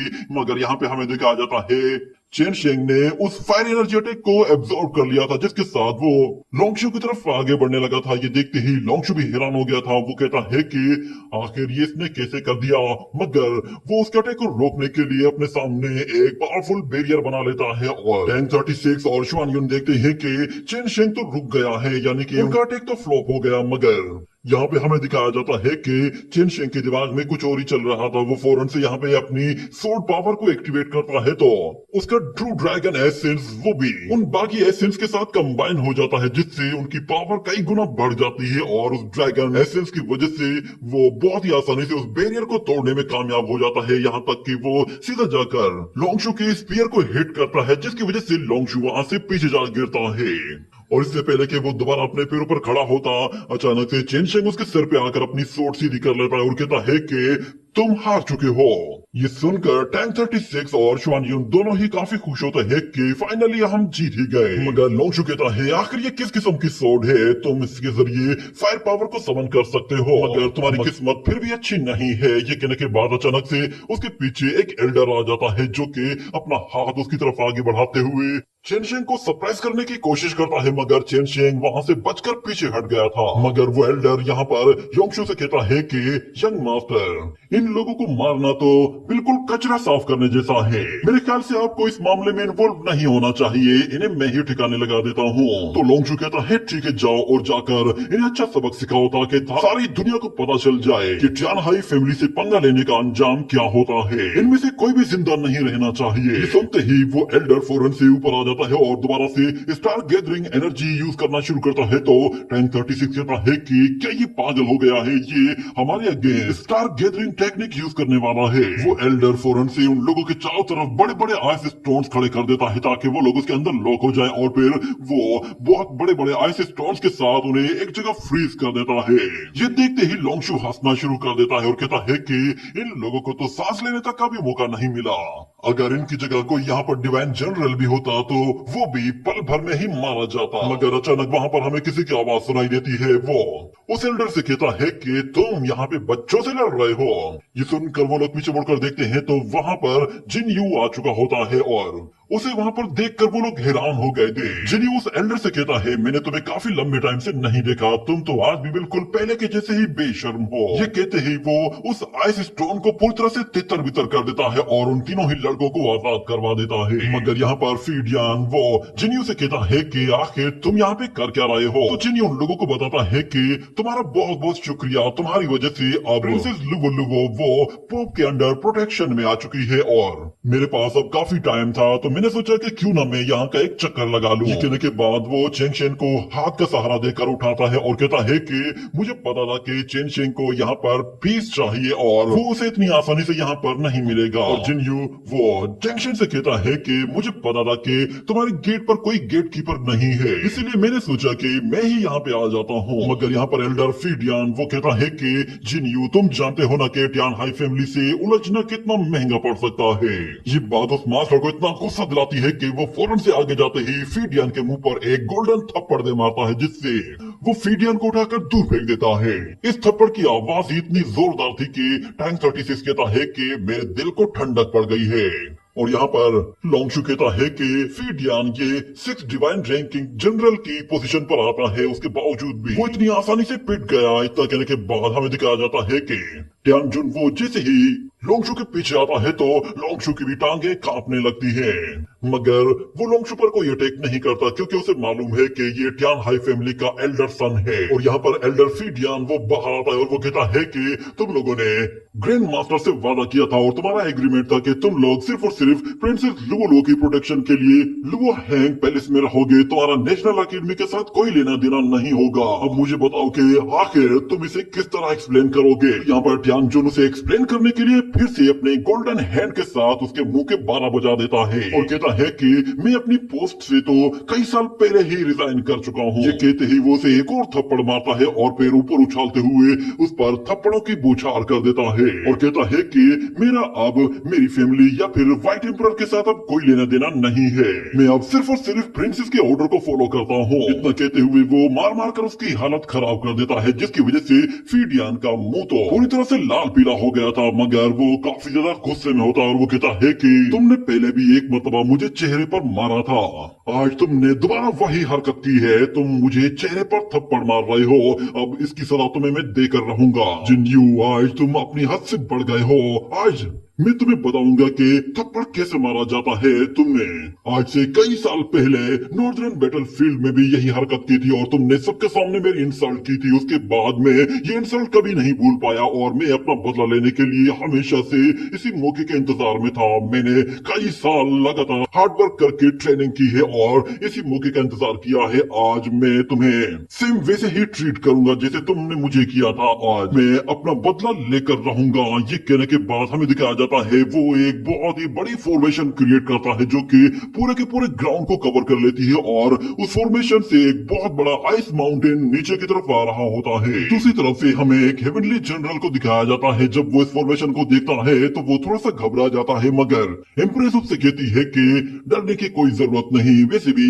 ये लोग बच्चे हैं और ये लोग बस अपना टाइम पास कर रहे हैं, इसीलिए इन लोगों पर ध्यान देने की कोई जरूरत नहीं। और ऊपर से ये दो ओल्ड मैन भी शायद अपने कोई आखिरी भड़ास निकालना चाहते हैं। उस जायंट आइस माउंटेन को देखकर बिल्कुल हिल कर रह जाते हैं और कहते हैं कि क्या डिवाइन जनरल्स के बीच में जो फाइट होती है वो इस तरह की होती है। और टैंक 36 भी कहता है कि हर दिन अच्छा दिन नहीं होता। लोग जानते भी नहीं था कि उस अटैक को किस तरह काउंटर करना है, मगर जिनयू उन लोगों से कहता है कि अब मुझे अच्छी तरह से देखना। वो फौरन से स्टार डोमेन पावर को यूज करते ही अपने ट्रू फॉर्म को अवेकन करता है और हमें दिखाया जाता है कि उसकी बॉडी के पीछे बड़े बड़े फीदर्स आ जाते हैं जिन्हें वो थंडर क्लैप फ्लैश फीदर्स कहता है। इस न्यू फॉर्म को अचीव करने के बाद वो सारे ही लोग हैरान होते हैं कि आखिर ये किस तरह की एबिलिटी है, मगर हमें दिखाया जाता है कि जिनयू वो बहुत सारे फेदर्स का इस्तेमाल करता है और वो जायंट फेदर्स छोटे छोटे फेदर्स को रिलीज करते हैं जिसकी वजह से वो बहुत बड़ा माउंटेन उन छोटे छोटे फेदर्स की वजह से ऐसा ऐसा क्रैक होना शुरू हो जाता है। ये देखकर फीडियान भी थोड़ा सा डर गया था और हमें दिखाया जाता है कि जिनयू वो उस जायंट आइस माउंटेन के छोटे छोटे टुकड़े करके रख देता है जिससे वो पूरा माउंटेन रेजा रेजा होकर बिखर जाता है। और यहाँ पर फीडियन कह रहा होता है मेरी 50 साल की स्टार डोमेन ट्रेनिंग वो बिल्कुल बेकार चली गई, मगर वो जिनयू से कहता है कि क्या ये तुम्हारा कोई डिमोनिक फॉर्म है? तो जिनयू कहता है कि खामोश हो जाओ। ये कहने के साथ वो स्पीड के साथ उसकी तरफ आगे बढ़ते हुए उस पर चारों तरफ से बहुत सारे स्मॉल फीदर्स का अटैक करता है। तो वो सारे फीदर्स उसे बहुत ही जोर से जाकर हिट करते हैं जिससे फीडियान बुरी तरह से घायल हो जाता है और नीचे गिर पड़ता है। उसकी ये हालत देखने के बाद तो अब लोंगशू की भी टांगे कांपने लगी थी और टैंक 36 कहता है कि आप तो सच में कमाल है, आपसे बेहतर गेट कीपर तो शायद कोई हो ही नहीं सकता, बल्कि एक गेट कीपर होने के बजाय आप हमारे टीचर ही क्यों नहीं बन जाते। और यहाँ पर श्वान युन भी कहता है कि हाँ आप एक डिवाइन जनरल टीचर बन सकते हैं। आपने अभी अभी जो टेक्निक यूज की है मैं ये टेक्निक सीखना चाहता हूँ, मगर लोंगशू कहता है कि जिनयू तुम जानते हो ना कि तुम इस एकेडमी को हमेशा प्रोटेक्ट नहीं कर सकते। अगर तुम्हें मेरा रास्ता रोकना ही है तो फिर क्यों ना मैं अपनी टियान हाई पावर को यूज करके दिखाऊं तुम्हें। वो वहाँ पे मौजूद गार्ड से कहता है कि फौरन से इंपीरियल गार्ड को समन करो, आज हम लोग नेशनल एकेडमी के साथ फाइनल बैटल लड़ेंगे। मगर इतने में अनाउंस होता है कि प्रिंस चेन लियू यहाँ पर आ गए हैं। प्रिंस चेन लियू वो फौरन से अपने कैरेज से निकलकर बाहर आते हैं तो प्रिंस चेन लियू को देखकर यहाँ पर सब लोग थोड़ा सा डर जाते हैं क्योंकि वो सब लोग जानते हैं कि ये ना सिर्फ ताकतवर है बल्कि इसके पास जो पोस्ट है वो भी इतनी हाईएस्ट रैंकिंग की है। वो चाहे तो लोंगशू को भी यहाँ पर पनिश कर सकता है। उसके स्टेटस की वजह से वो सारे ही लोग उसके आगे झुक जाते हैं और प्रिंस चेन लियू कहता है कि इम्प्रेस ये सब कुछ देख रही है, तुम लोगों की ये लड़ाई अब कुछ ज्यादा ही हद से बढ़ गई है, इसे अब इम्प्रेस ज्यादा बर्दाश्त नहीं कर सकती। लोंगशू वहाँ से जाते हुए शिन से कहता है कि इस साल ग्रैंड एग्जामिनेशन में हम लोग एक दूसरे को अच्छी तरह से फेस करेंगे। तो फिर चेनशिंग भी उससे कहता है कि मैं तुम्हें दोबारा हराने के लिए भी तैयार हूँ। और लोंगशू कुछ कह पाता इससे पहले ही प्रिंस चेन लियू उसे खामोश करवाकर वहाँ से जाने को कहता है, मगर अचानक से यहाँ पर एक और कैरेज आता है और हमें दिखाया जाता है कि नेशनल एकेडमी का एक सुपरवाइजर वहाँ पर आता है और वो आते साथ ही चेनशिंग की तरफ दौड़ा चला जाता है और कहता है कि डीन तुम्हें कुछ हुआ तो नहीं है। वो उसकी बॉडी को चेक करता है और उसे वहाँ पर एक छोटा सा जख्म नजर आता है तो वो गुस्से में पागल सा हो जाता है और कहता है कि क्या इस यंग मास्टर का दिमाग खराब हो गया है? दिन दिहाड़े इसने नेशनल एकेडमी का दरवाजा भी तोड़ दिया और अंदर अपनी आर्मी को लेकर आया है। आखिर ये क्या चाहता है? इसने मेरे डीन को इंजर्ड किया है, इसे सख्त से सख्त सजा देनी चाहिए। मगर लोंगशु कहता है कि ये हमारा पर्सनल मैटर है, तुम इसके बीच में मत पड़ो। और प्रिंस चेनलियू भी कहता है कि यहाँ बस बच्चे आपस में खेल रहे थे और थोड़ा बहुत नुकसान हुआ है, इस छोटे से मैटर को एक पहाड़ बनाने की कोई जरूरत नहीं। मगर वो एडवाइजर रुकने वाला नहीं था, वो गुस्से में उस जनरल की तरफ आगे बढ़ता है और कहता है कि प्रिंस चेनलियू, आप प्लीज इस मैटर से थोड़ा सा दूर रहिए, मैं इस लड़के को सबक सिखाता हूँ। वो फौरन से उस लड़के के पास जाते हुए कहता है कि तुम किसे बेवकूफ बना रहे हो, तुम अपनी योंगशू आर्मी के साथ यहाँ पर नेशनल एकेडमी को डिस्ट्रॉय करने के लिए आए थे। तुम्हारी इस एग्रेसिव आर्मी की वजह से पूरे शहर में कितना नुकसान हुआ है, पूरे शहर में ये बात फैल गई है कि तुम यहाँ पर इस एकेडमी को डिस्ट्रॉय करने जा रहे थे, और ऊपर से रॉयल फैमिली के यंग माता होने के बावजूद भी तुम ये लड़ाई हार गए हो, जिसकी वजह से तुम्हारी फैमिली की अब कितनी इज्जत खराब होगी वो तो तुम्हें बाद में पता चलेगा। पर मैं तुम्हें यहाँ से छुप कर भागने तो बिल्कुल भी नहीं दूंगा, क्योंकि जो हरकत आज तुमने की है ये एक बेशर्मी वाली हरकत है। इतना सुनते ही बाहर मौजूद लोग भी अब वहाँ पर जमा होना शुरू हो जाते हैं। योंगशू जैसे जाने लगता है तो वो एडवाइजर फिर से उसे रोकता है और कहता है कि तुम कहाँ जा रहे हो, ग्रेट जू के लॉ के हिसाब से तुम्हें यहाँ पे जो भी नुकसान हुआ है उसकी भरपाई करनी हो, मैं तुम्हारे लिए एक अच्छा सा बिल भी बना देता हूँ। उसकी ये बातें सुनकर योंगशू उसे मारने की कोशिश करता है तो वो देखता है कि वो बंदा तो वहाँ पर है ही नहीं, वो तो बहुत पहले ही उन लोगों के पीछे जा छुपा था। ये देखकर योंगशू बिल्कुल बेबस हो जाता है और कहता है कि अच्छा ठीक है, मैंने जो नुकसान किया है उसकी भरपाई मैं कर दूंगा, मैंने सिर्फ ये गेट तोड़ा है ना, मैं ये दोबारा लगवा दूंगा। मगर यहाँ पर चेनशिंग उससे कहता है कि जरा एक मिनट रुको, तुम यार क्या हमारी अकेडमी का सिर्फ दरवाजा तोड़ने के लिए इतनी बड़ी आर्मी लेकर आए थे? तो टैंक 36 कहता है नहीं ऐसा बिल्कुल भी नहीं, ये तो यहाँ पर किसी और इरादे से आया था, क्योंकि इसने कुछ देर पहले ही तो कहा था कि ये नेशनल अकेडमी को पूरी तरह से बर्बाद करने के लिए आया है। और दूसरी तरफ से फिर श्वानियन भी कहता है कि इस अकेडमी का गेट तो एक घोड़े ने तोड़ा है, तुम्हें उसके लिए भरपाई करने की क्या जरूरत है? तुम यहाँ पर जो करने के लिए आए थे वो नहीं कर पाए, इसीलिए तुमने अचीव तो कुछ भी नहीं किया, यहाँ तक कि हमारी अकेडमी का गेट तक तुम नहीं तोड़ पाए। ये सुनकर जिन्यू कहता है ये काफी शानदार है, मैंने आज से पहले कभी किसी को इतना जलील होते हुए नहीं देखा। और यहाँ पर वो ऑर्गेनाइजर भी वहां से जाते हुए डीन से कहता है कि चलो तो फिर मैं चलता हूँ, सब कुछ सेटल हो गया है, बस कल तक आपका ये गेट भी लग जाएगा। मगर वो डिवाइन कैपिटल के सारे ही लोगों से कहता है कि तुम लोगों ने आज देखा ना कि यहाँ पे क्या हुआ है, यहाँ पर एक सरफिरा यंग मास्टर आया था जो कि अकेडमी को डिस्ट्रॉय करना चाहता था, मगर देखो जरा इसे, ये यहाँ से पिट कर जा रहा है। ये सुनने के बाद योंगशू कहता है कि चलो हमें यहाँ से जाना है। ये कहते ही वो फौरन से अपने लोगों को लेकर वहां से चला जाता है। और प्रिंस चेनलियू वो कहता है कि मुझे थैंक्स कहने की कोई जरूरत नहीं, अगर तुम्हें कभी भी किसी भी टाइम पे मेरी हेल्प चाहिए हो तो मुझे पुकार लेना, मैं तुम्हारी हेल्प जरूर करूंगा। ये कहने के साथ वो भी वहां से चला जाता है। अगले दिन हमें दिखाया जाता है कि वो लोग उस घोड़े को एक जगह दफना कर उसके ऊपर एक ऐसा स्टेचू भी बनाकर उसकी कबर के ऊपर रख देते हैं। और चेनशिंग कहता है कि इस दुनिया में सबसे ज्यादा कोई इम्पोर्टेंट चीज है तो वो यही है कि किसी को किसी और की जिंदगी लेने का कोई हक नहीं है। एम्परर ट्यांगजोंग ने हॉर्सेस के लिए एक अलग से ही रूल एस्टेब्लिश किया था ताकि कोई भी शख्स हॉर्सेस को इस तरह से अपने फायदे के लिए यूज न कर सके। इन हॉर्स को पाल पोस कर बड़ा करने के लिए लोग बहुत ज्यादा मेहनत करते हैं। और टैंक 36 भी कहता है कि ट्यानहाई फैमिली वो खुद को एक रॉयल फैमिली कहती है, मगर उन लोगों में जरा सी भी इंसानियत नहीं है। वो लोग न जानवरों पर रहम करते हैं न ही इंसानों पर। मगर चेनशिंग कहता है कि अगर तुम लोगों को ये सब कुछ पसंद नहीं है तो फिर क्यों ना हम लोग इस दुनिया को बदल दें। अगर तुम्हें लगता है कि यहाँ पर जो कुछ भी हो रहा है वो हमारे हिसाब से ठीक नहीं है तो हम लोग सब कुछ अपने हिसाब से सेट करेंगे। ये सुनकर टैंक 36 और श्वानयुन कहता है कि ठीक है तो फिर इसके लिए हम भी तुम्हारे साथ हैं। वहां पे खड़ा हुआ वो जिनयून लोगों की बातें सुन रहा होता है और वो कहता है कि लगता है अब बहुत जल्द एक न्यू एरा शुरू होने वाला है। ऑर्गेनाइजर भी ये सब कुछ देखकर काफी इमोशनल हो गया था। वो कहता है कि ये सब कुछ देखकर तो मुझे अपने पुराने दिन याद आ गए। मगर फिर अगले सीन में हमें दिखाया जाता है कि चेनशिंग जब वो अपने घर जा रहा होता है और जैसे ही अपने दरवाजे को टच करता है तो वहां पे लगा हुआ एक वार्निंग स्पेल एक्टिवेट हो जाता है, जिस पर वो फौरन से अलर्ट होता है और अंदर झांक कर देखता है। जिसके साथ ये एपिसोड यहीं पे ही एंड हो जाता है।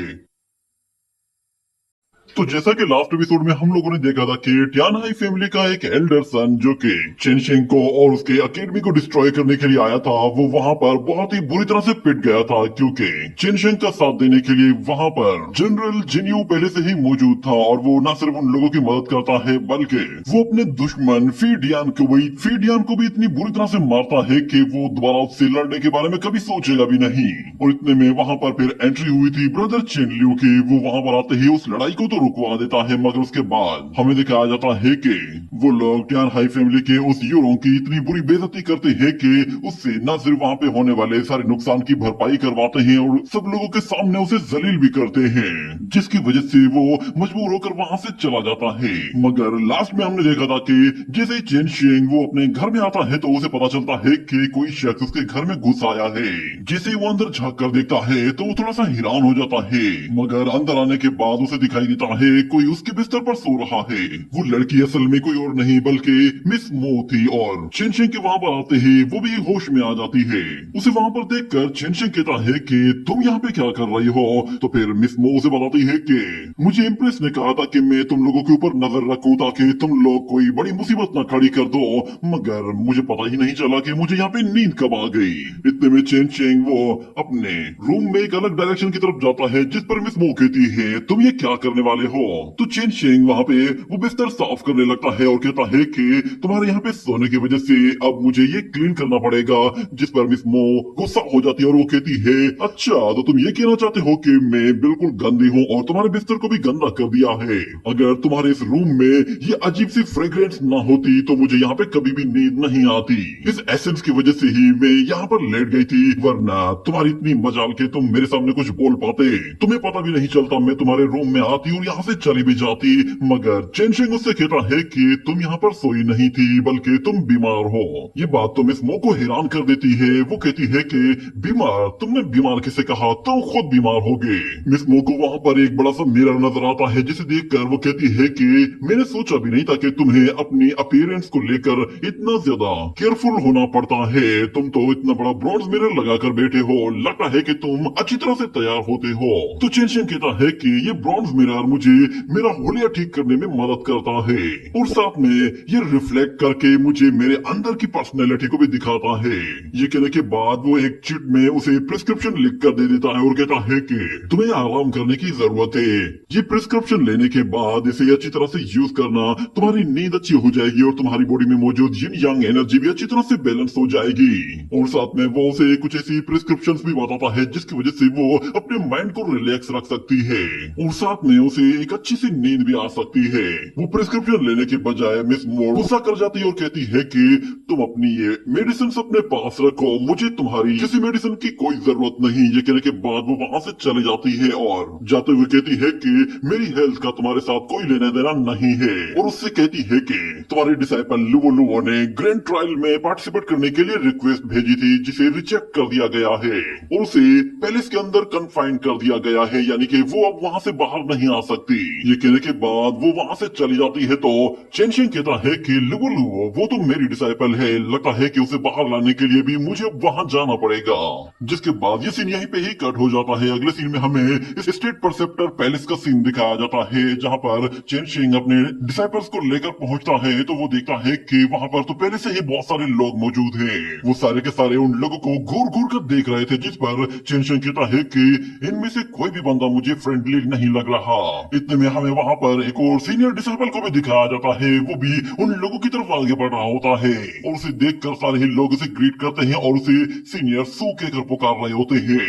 और यहाँ पर चेनशिंग के बारे में लोग कह रहे होते हैं कि इस लड़के को बहुत ही बुरी तरह से पीटना चाहिए, ये खुद को नेशनल अकेडमी का डीन कहता है। इतने में यहाँ पर सुमो वो उन लोगों के सामने आकर खड़ा हो जाता है और उनका रास्ता रोककर कहता है कि मेरा नाम सुमो है और मैं तुम लोगों को स्टेट परसेप्टर पैलेस में अंदर जाने की इजाजत नहीं दे रहा। तो चेनशिंग कहता है कि मैं यहाँ पर सिर्फ और सिर्फ अपने स्टूडेंट के लिए आया हूँ, मुझे यहाँ पर किसी से लड़ना नहीं है। मगर सुमो कहता है कि तुम अभी सिर्फ और सिर्फ मेरे रिफाइनमेंट लेवल में हो और तुम खुद को नेशनल अकेडमी का डीन कहते हो, कितनी शर्म की बात है। ये सुनकर सब लोग समझ जाते हैं कि अब यहाँ पर कोई फाइट होने वाली है और सुमो कहता है कि तुमने मुझे बहुत ही ज्यादा डिसअपॉइंट किया है। तुमने न सिर्फ किन्यून रैंकिंग में अपना नाम तक नहीं बनाया, बल्कि तुमने सिर्फ और सिर्फ मेरे रिफाइनमेंट लेवल के साथ अपने नाम के साथ डीन भी लगाया हुआ है। मेरे ख्याल से तुम नेशनल अकेडमी के लिए मेरे ख्याल से तुम नेशनल अकेडमी के लिए बेइज्जती का बायस बनोगे। मगर टैंक 36 कहता है कि तुम बात सुनो, बेवकूफ बनाना बंद करो। हम यहाँ पर अपनी जूनियर सिस्टर के साथ मिलने के लिए आए हैं, इसके लिए किन्यून रैंकिंग का होना जरूरी नहीं है। मगर सुमो कहता है कि तुम बकवास बंद करो। ये सुनकर तो टैंक 36 चुप हो जाता है, मगर सुमो कहता है कि नेशनल अकेडमी हमारे ट्रू ऑर्थोडॉक्स को रिप्रेजेंट करती है, जो कि हमारा ट्रू ट्रेडिशन है। और ये ट्रेडिशनल कल्टीवेशन हमारे सेक्ट का एक सेक्रेट कल्टीवेशन मेथड है। और अगर तुम लोग इसे अभी तक कल्टीवेट नहीं कर पाए हो तो तुम्हें अंदर जाने की कोई इजाजत नहीं। मगर यहाँ पर चेनशेंग उसकी बात मानने के बजाय सीधा अंदर जाने लगता है, तो वो वॉरियर अपनी सोर्ड निकालकर उन्हें रोकने की कोशिश करता है, जिस पर चेनशेंग फौरन से अपने डिसाइपल्स को रोकने के लिए कहता है। और फिर यहाँ पर सुमो से कहता है कि अगर तुम चाहते हो कि तुम अंदर जाओ और लुवो से जाकर मिलो, तो फिर उसके लिए तुम्हें मेरे साथ फाइट करनी होगी। अगर तुम मुझे हरा देते हो तो मैं खुद तुम्हें जाने की इजाजत दे दूंगा। ये सुनते ही टैंक 36 गुस्से में आकर कहता है कि क्या बेवकूफ बना रहे हो तुम्हारा कल्टीवेशन लेवल तो स्पिरिट एलिमिनेशन लेवल का है और चेनशेंग अभी सिर्फ मेरो रिफाइनमेंट में है। तुम दोनों के बीच में जमीन और आसमान का फर्क है। मगर चेनशेंग कहता है कि ठीक है, तो फिर ब्रदर सुमो देखते हैं कि तुम मुझे किस तरह हराते हो। ये कहने के बाद वो दोनों ही लड़ने के लिए तैयार हो जाते हैं। और सीनियर सुमो कहता है कि हम दोनों के बीच में बहुत बड़ा गैप है, तो मैं इस गैप को खत्म करने के लिए अपनी ट्रू एनर्जी का यूज नहीं करूंगा, ताकि मुझसे हारने के बाद तुम्हें कोई शर्मिंदगी फील ना हो। ये सुनने के बाद यहाँ पर चेनशेंग भी मैदान में आ जाता है और हमें दिखाया जाता है कि सीनियर सुमो वो सोर्ड कल्टीवेटर होता है, तो उसके सोर्ड स्किल्स वो बहुत ही लाजवाब होते हैं और वो बहुत ही जोरदार हमले पर हमला किया जा रहा होता है, जिससे चेनशेंग सिर्फ और सिर्फ खुद को ब्लॉक कर रहा होता है। उसने अभी तक अपनी सोर्ड तक नहीं निकाली थी, मगर वो हर एक अटैक को काफी अच्छी तरह से काउंटर भी कर रहा होता है। उन दोनों की फाइट देखने के बाद यहाँ पर टैंक 36 कहता है कि सीनियर सुमो की स्वॉर्डमैनशिप वो बिल्कुल अजीब तरह की है।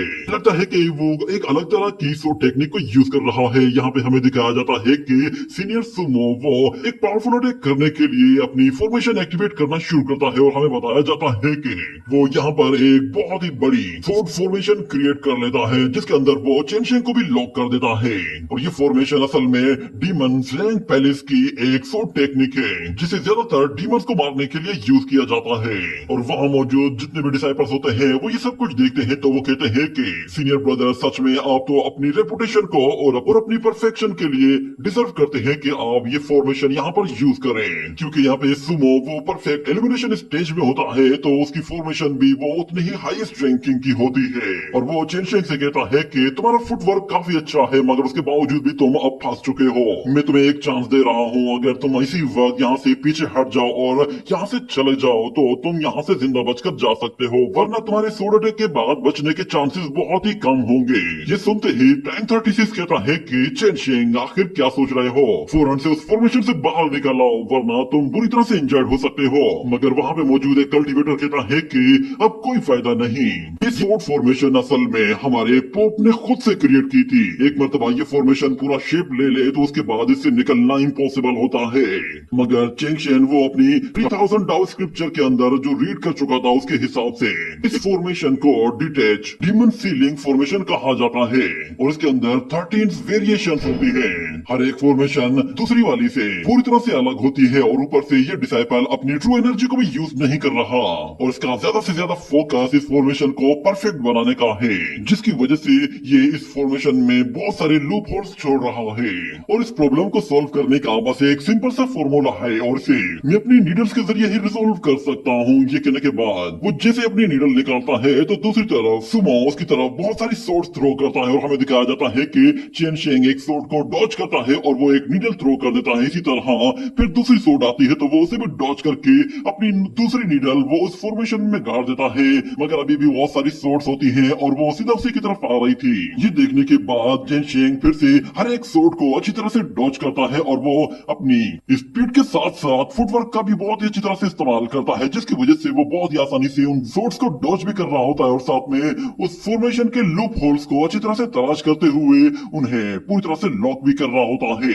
सुमो यहाँ पर अपनी पावर को बढ़ाने के लिए अपनी और ज्यादा एनर्जी के जरिए बहुत सारी सोर्ड्स क्रिएट कर लेता है और चेनशेंग पूरी तरह से सोर्ड से घिर जाता है। उसके पास भागने का कोई ऑप्शन नहीं था। ये देखने के बाद यहाँ पर सीनियर सुमो कहता है कि चलो अब फाइनल अटैक करने का वक्त आ गया है, तुम्हारे पास अब कोई ऑप्शन नहीं बचा है, बेहतर है कि अभी से ही हार मान लो।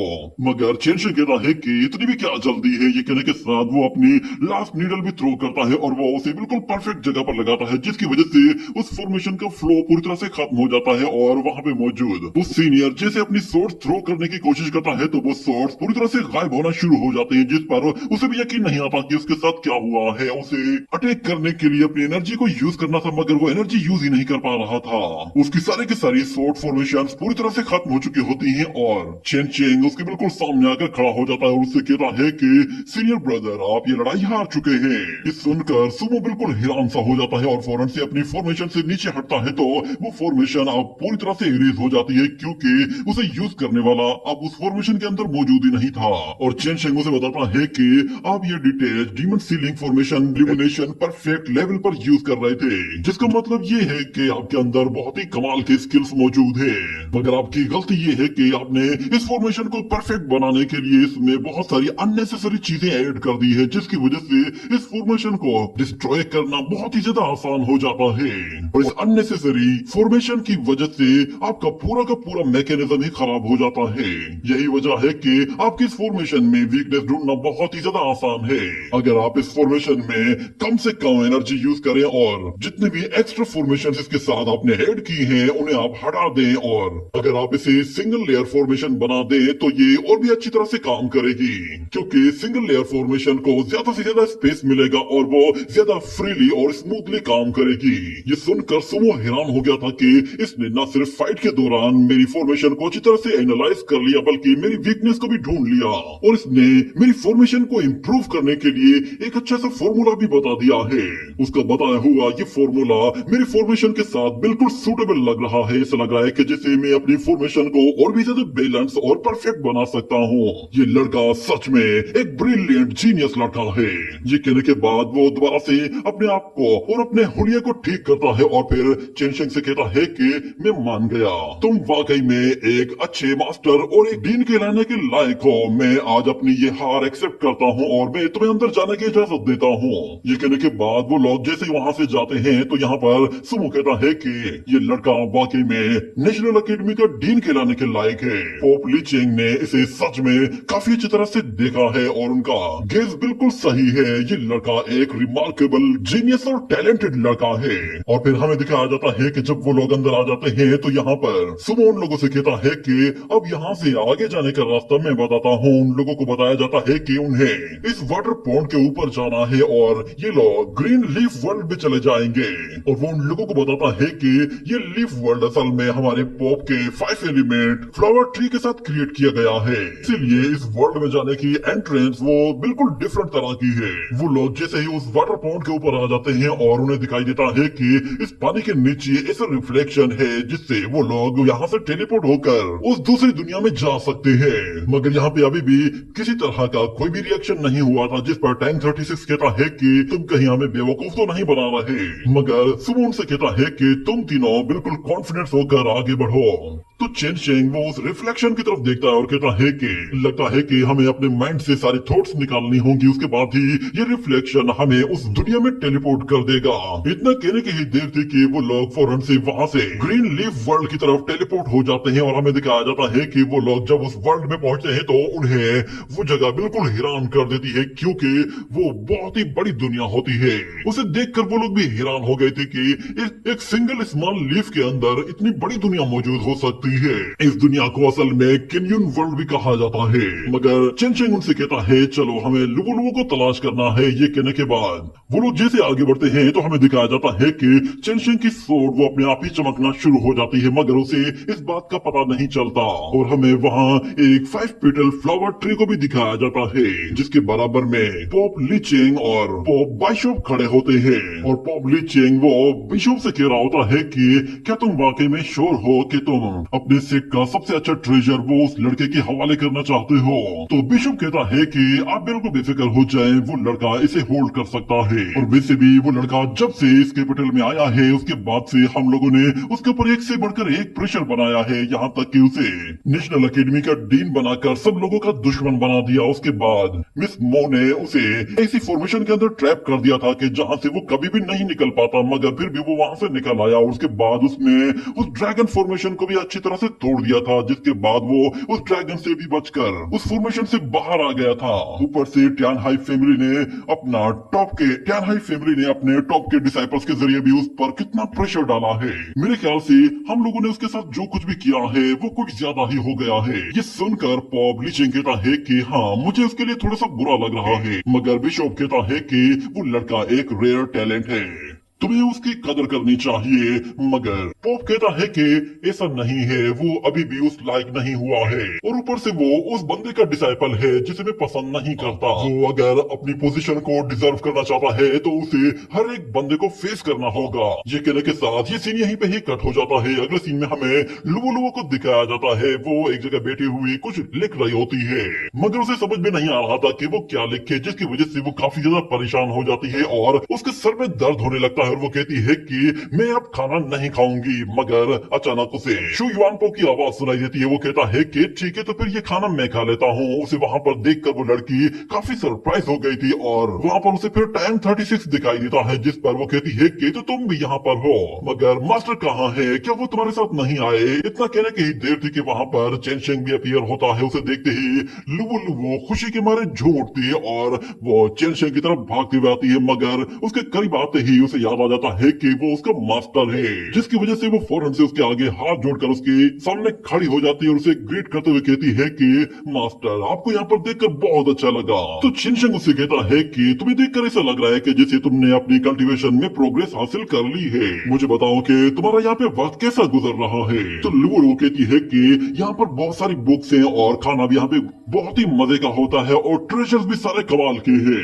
यूँ समझ लो कि मैं यहाँ पर एक बहुत ही अच्छी लाइफ गुजार रही हूँ जैसी मुझे चाहिए थी। मगर यहाँ पर शू युआनपो कहता है कि क्या वाकई में ऐसा है? पर देखकर तो लगता है कि तुमने इस खाने को टच तक नहीं किया। और टैंक 36 उसका वो लेटर उठाता है जो कि उसने चेनशेंग के लिए लिखा था। वो उसे जैसे ही पढ़ने लगता है तो लुवो से वो लेटर छीनने की कोशिश करती है, मगर टैंक 36 वो लेटर उसे नहीं देता, जिस पर लुवो चिल्लाते हुए कहती है कि मुझे वो वापस कर दो, ये मेरी पर्सनल चीजें हैं, इन्हें हाथ मत लगाओ। मगर टैंक 36 वो उस लेटर को पढ़ने की कोशिश करता है, जिस पर लुवो गुस्से में आकर अपना पैर जोर से उसके पांव पे मारती है, जिससे वो लेटर टैंक 36 के हाथ से निकल जाता है और ऊपर जाता है। तो लुवो फौरन से अपनी एनर्जी के जरिए उस लेटर के टुकड़े टुकड़े कर देती है।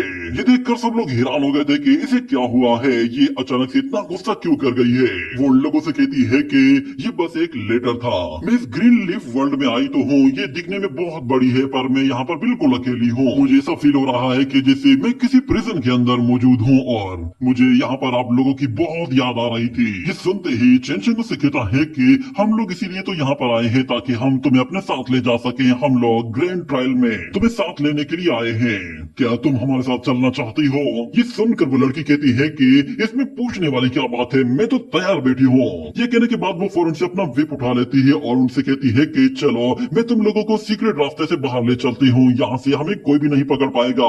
ये कहने के बाद वो खिड़की से कूद जाती है और शू युआनपो और टैंक 36 वो दोनों ही उसके साथ चले जाते हैं, जिसके बाद चेनशेंग भी अब उसके साथ उस खिड़की के रास्ते से बाहर जाता है। वो लोग कहते हैं कि बाहर मौजूद जितने भी मास्टर्स हैं वो हमें बाहर जाने से नहीं रोकेंगे, बस हमें भागना नहीं है।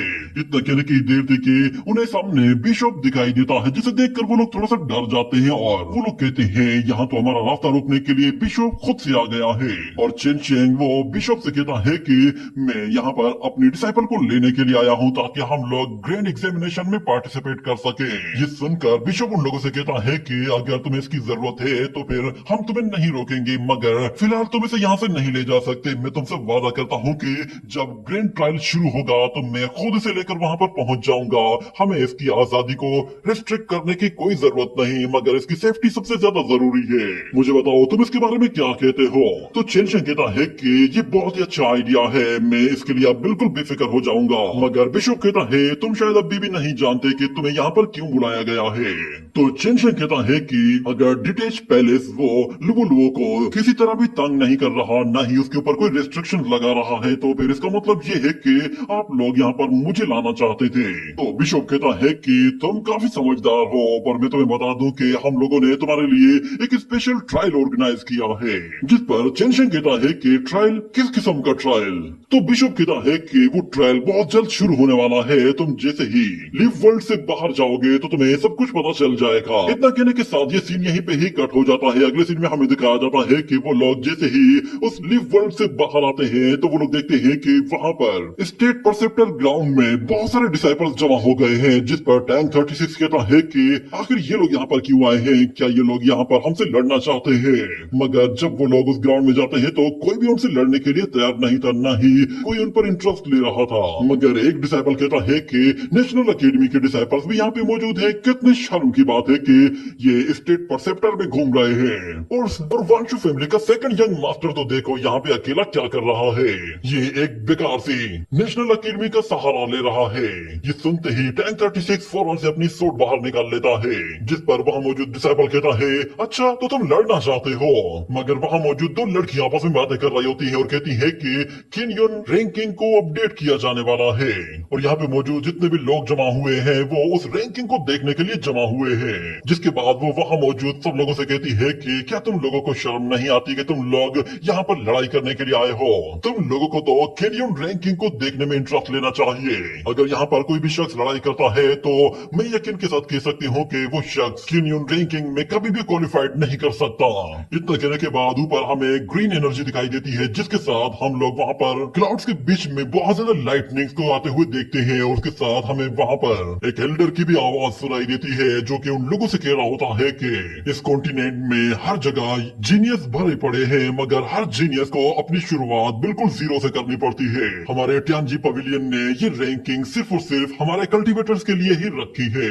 ये रैंकिंग पूरे के पूरे कॉन्टिनेंट को रिप्रेजेंट करती है ताकि पूरे के पूरे नेशन को इसके जरिए इंस्पायर किया जा सके। उम्मीद करता हूँ कि तुम्हारे कॉन्टिनेंट और तुम्हारे कैपिटल के लोगों के नाम भी इसमें मौजूद होंगे।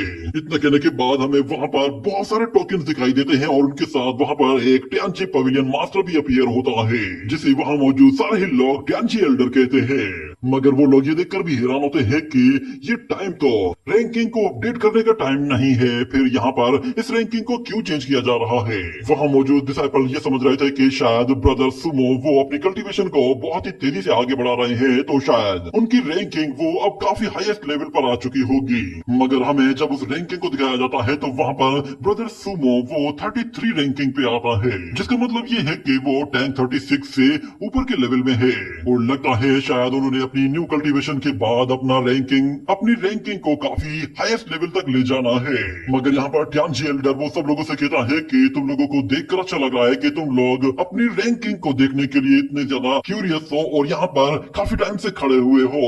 मगर क्योंकि आज कुछ चेंजेस होने वाली है और हम लोग कुछ रैंकिंग्स को अपडेट करने वाले हैं, तो इसीलिए उम्मीद है कि तुम लोग इन चेंजेस को सेलिब्रेट करोगे। वो उन लोगों को बताता है कि अब यहाँ पर जो कुछ भी होने वाला है वो असल में नेशनल अकेडमी को लेकर होने वाला है, क्योंकि अब उनके कुछ डिसाइपल्स की रैंकिंग्स चेंज होने वाली है। ये कहने के बाद वो सबसे पहले वाली रैंकिंग को अनाउंस करते हुए कहता है कि सबसे पहले नेशनल अकेडमी के शू युआनपो का नाम पुकारा जाता है और उसे कहा जाता है कि शू युआनपो तुम्हारा नाम लिस्ट में डाला जा रहा है। ये सुनते ही शू युआनपो का जो सीनियर होता है वो ये कहता है कि ये नामुमकिन है। मगर शू युआनपो खुद बिल्कुल हैरान होता है और कहता है कि क्या मेरा नाम कैनियन लिस्ट में आ रहा है? ये तो कमाल हो गया। मगर उसका सीनियर कहता है कि इसने हमारे सेक को ठुकरा दिया था, आखिर ये कैनियन लिस्ट में ऊपर कैसे आ सकता है? मगर हमें बताया जाता है कि उसकी रैंकिंग उसके सीनियर के साथ रिप्लेस कर दी जाती है। उसके सीनियर की रैंकिंग को लिस्ट से हटा दिया जाता है और उसकी जगह उसके जूनियर शू युआनपो को डाल दिया जाता है, जिसके बाद कहा जाता है कि वो अब 148 रैंकिंग में आ गया है। ये देखकर उसका सीनियर वो घुटनों के बल बैठ जाता है, उसे काफी ज्यादा शर्मिंदगी फील होने लगी थी। मगर शू युआनपो वो तो खुशी के मारे पागल सा होने लगा था। वो अपने मास्टर से कहता है कि फाइनली मैंने अपना नाम कैन्यू लिस्ट में डाल दिया। वो खुशी के मारे तो टैंक 36 को एक जोर का पंच मारता है और कहता है कि देखा तुमने, मैं भी कैन्यू लिस्ट में हूँ। मगर वो अभी भी इतना खुश होता है कि वो हर एक को जाकर कहता है कि देखो मेरा नाम वहाँ पर है, मैं भी कैन्यू मास्टर बन गया हूँ। मगर वहाँ पे मौजूद टैंजी मास्टर वो अब अगले बंदे का नाम लेने वाला था जो कि टैंक 36 था। वो बताता है कि टैंक 36 क्योंकि वो पहले से ही टैंजी लिस्ट में मौजूद है तो इसीलिए उसकी रैंकिंग को अपडेट नहीं किया गया। मगर उसके बाद वो लुवो का नाम पुकारते हुए कहता है कि थर्ड पर्सन जो कि टैंजी लिस्ट में ऊपर आने वाला है वो सेकंड रैंकिंग की लिस्ट में शामिल किया जाने वाला है, वो कोई और नहीं बल्कि प्रिंसेस लुवो है। ये देखकर सब लोग चौंक गए थे कि प्रिंसेस लुवो वो इस कैन्यन रैंकिंग में सेकंड नंबर पर आ चुकी थी। उसके लिए वहाँ पर बहुत सारे लोग खुश भी होते हैं और कुछ लोग ये देखकर ये कह रहे होते हैं कि क्योंकि वो प्रिंसेस है तो इसीलिए शायद उसका नाम इतना ऊपर की लिस्ट में डाला गया है। मगर यहाँ पर ट्यांजी एल्डर वो वहाँ पे मौजूद सब लोगों का नाम एक एक करके पुकारता है और उन लोगों से कहता है कि तुम लोगों ने ट्यांजी रैंकिंग में काफी प्रोग्रेस हासिल की है, जिसका मतलब ये है कि तुम लोग अपनी कल्टीवेशन में अब बहुत ही स्पीड के साथ आगे बढ़ने वाले हो और तुम लोगों का फ्यूचर भी काफी ब्राइट होने वाला है। मगर कुछ लोगों को अभी भी यहाँ पे जलन हो रही होती है और वो उन लोगों के बारे में कहते हैं कि ये नेशनल अकेडमी के डिसाइपल से नेशनल अकेडमी जो कि इतने लंबे टाइम से बंद पड़ी हुई थी उसके ओपन होते ही ये लोग इतनी हाईएस्ट रैंकिंग के कल्टीवेटर्स बन गए हैं और ऊपर से इन लोगों का कल्टीवेशन लेवल भी इतना लो लेवल का है और इनका जो डीन है वो तो अभी सिर्फ और सिर्फ मेरो क्लिंजिंग रियलम में है, वो तो डीन कहलाने के भी लायक नहीं है। मगर यहाँ पर ट्यांजी एल्डर कहता है कि जरा सब्र कर जाओ, अभी ये रैंकिंग खत्म नहीं हुई है, अभी भी इसमें कुछ अपडेट करना बाकी है। हमारे पास यहाँ पर एक डिसाइपल और भी है जिसने फर्स्ट रैंकिंग हासिल की है और जिस बंदे ने ये रैंकिंग हासिल की है वो ग्रैंड ट्रायल में हर एक बंदे को चैलेंज करने वाला है। ये बंदा कोई और नहीं है बल्कि हमारी नेशनल अकेडमी का डीन है जिसका नाम है चेन शेंग और वो आज से इस रैंकिंग में फर्स्ट नंबर पर आता है। हमें दिखाया जाता है कि चेन शेंग को फर्स्ट रैंकिंग दे दी जाती है और वो अब शू यूरोंग के बिल्कुल बराबर के लेवल पर आ चुका होता है। ये देखकर चेन शेंग के दिमाग में एक आइडिया आता है। वो कहता है कि अच्छा तो अब समझ में आया कि ये लोग मुझे टॉप में क्यों रख रहे हैं। असल में ये लोग मुझे टारगेट बनाना चाहते हैं ताकि सब लोग मेरे दुश्मन बन जाएं और हर एक बंदा मुझसे लड़ना चाहे। यही वजह है कि इन लोगों ने अचानक से ये सब कुछ अपडेट किया है। उसे अब समझ में आ रहा था कि बिशॉप ने उसके लिए किस ट्रायल की बात की थी। मगर हमें दिखाया जाता है उसके नंबर 1 रैंकिंग में आने के बाद बहुत सारे डिसाइपल बहुत ज्यादा गुस्सा होते हैं और वो उस रैंकिंग को अचीव करने के लिए अब अपनी तैयारियां शुरू कर देते हैं। एक डिसाइपल जो कि एक बैटल फील्ड में होता है और वो बहुत ही ज्यादा स्ट्रॉन्ग और काफी स्पीड के साथ लोगों को मार रहा था, उसे भी जब ये बात पता चलती है तो वो भी बिल्कुल जोश में आकर चेन शेंग से लड़ने के लिए निकल पड़ता है। और वहां पे मौजूद जितने भी डिसाइपल्स होते हैं जो कि उस रैंकिंग में टॉप में आने की कोशिश कर रहे थे वो सारे के सारे अब चेन शेंग से लड़ने के लिए तैयार हो गए थे, क्योंकि उन लोगों को पता चल चुका था कि चेन शेंग वो सिर्फ और सिर्फ मेरो रिफाइनमेंट लेवल में है तो उसे मारना बहुत ही ज्यादा आसान होगा और अगर वो लोग उसे मार देते हैं तो वो लोग फर्स्ट रैंकिंग तक पहुंच जाएंगे। क्योंकि रूल बिल्कुल सिंपल है, अब जिस भी रैंकिंग के वॉरियर को हराओगे उसकी रैंकिंग आपकी हो जाएगी। और आखिर में हमें फिर उस अकेडमी के पॉप को भी दिखाया जाता है। वो चेन शेंग के बारे में कह रहा होता है कि इस ग्रैंड ट्रायल में पता चल जाएगा कि तुम कितने काबिल हो, तुम्हें अपनी ट्रू स्ट्रेंथ अब यहाँ पर शो करनी होगी। देखते हैं तुम क्या वाकई में फर्स्ट पोजीशन में आने के लायक हो या नहीं। ये कहने के साथ ये एपिसोड यहीं पे ही एंड हो जाता है।